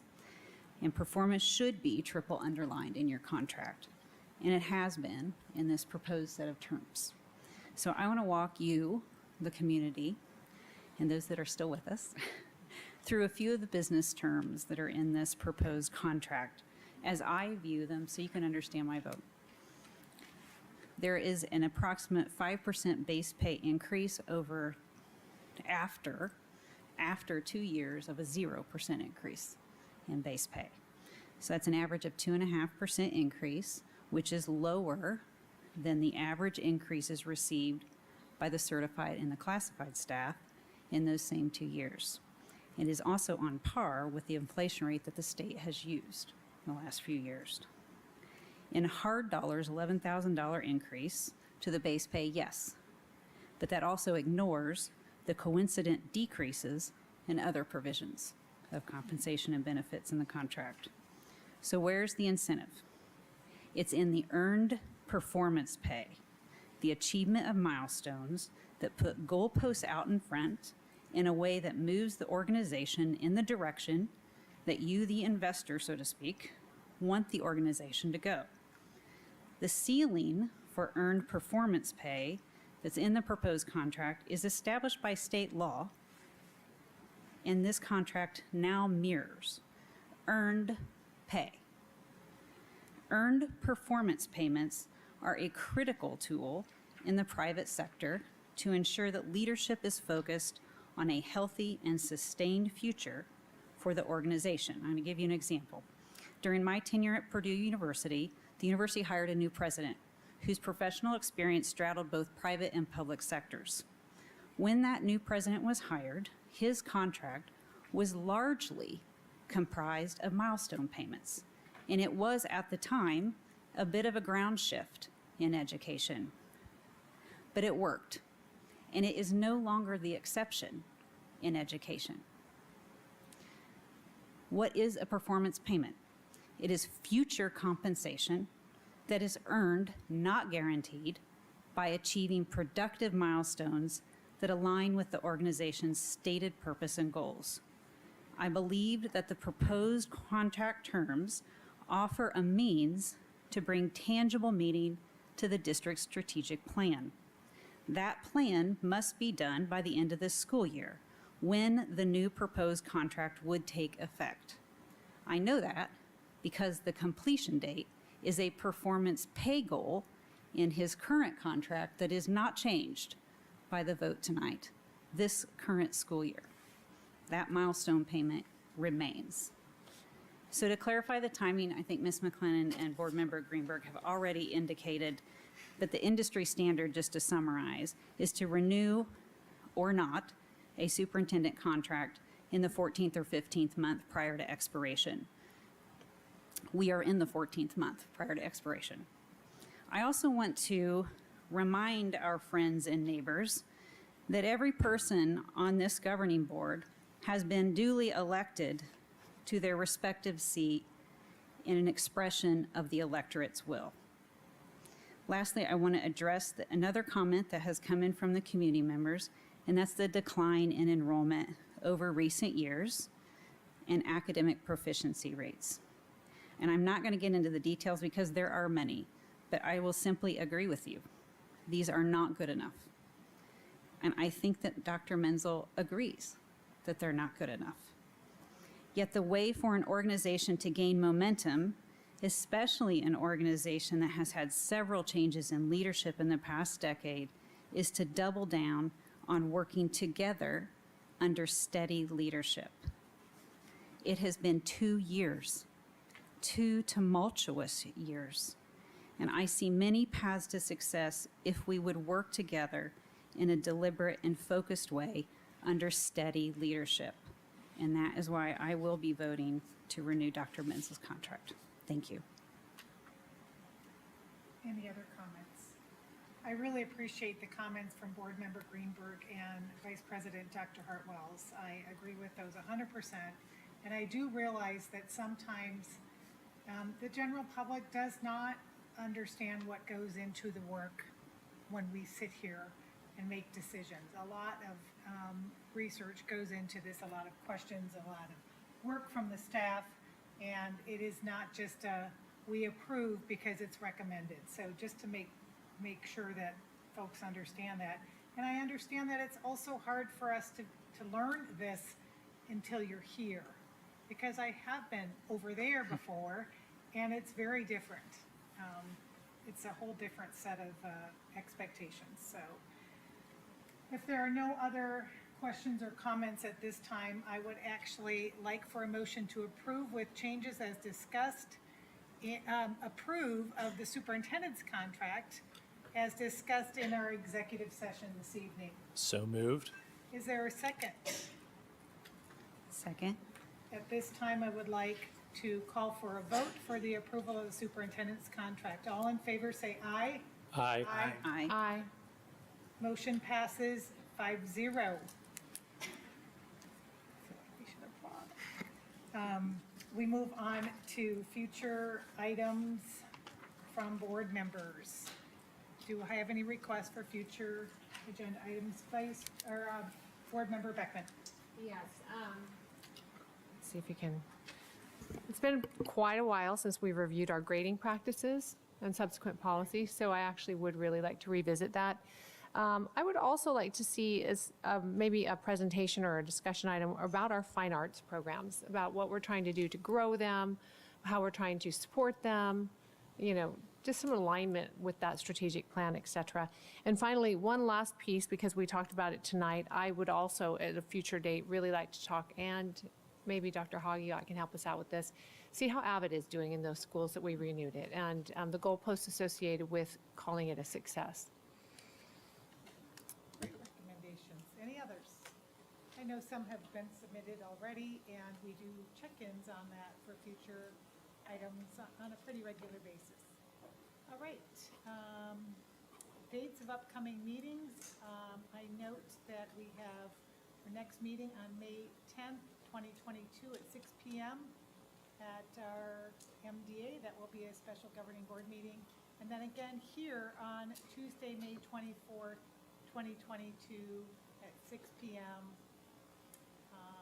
At this time, I move to adjourn the regular meeting. Vice President Dr. Hartwells, I apologize. No problem. I was a little late on the button there. I have a request, but I believe it's in a quarterly cycle, and a review of the academic progress. I'm not sure when that's slated, but I believe that you had quarterly, you had intended to present quarterly those findings. When are we due to receive a next update on that? So in terms of academic progress, it would be year end. When do we do the, because we reported after the midwinter report, when do we do the final testing? You tried to get out of here just a little too soon. Yeah. Good evening, President Sanowski, Dr. Hartwells. Testing will end on May 20th for our students, so we would be able to synthesize the district achievement data for our students after that. And I'm not sure if Dr. Bachna's in the cloud, if she wanted to add anything. So it would be within the next month? Yes, probably that first meeting in June. We're hoping on the ACT data, we believe students many might be able to see their individual data now, but we don't have the aggregate data, so we're looking forward to getting that to analyze where we are. But the the benchmark assessments, iReady, FastBridge, and looking at, the growth from last fall, mid-year to end of year. That's what we'll have done by May 20th and then report out after that. Great questions and issues brought up. I move to adjourn the regular meeting of the Scottsdale Unified School District Governing Board at 8:46. Do I have a second? Second. All in favor, say aye. Aye. Meeting adjourned.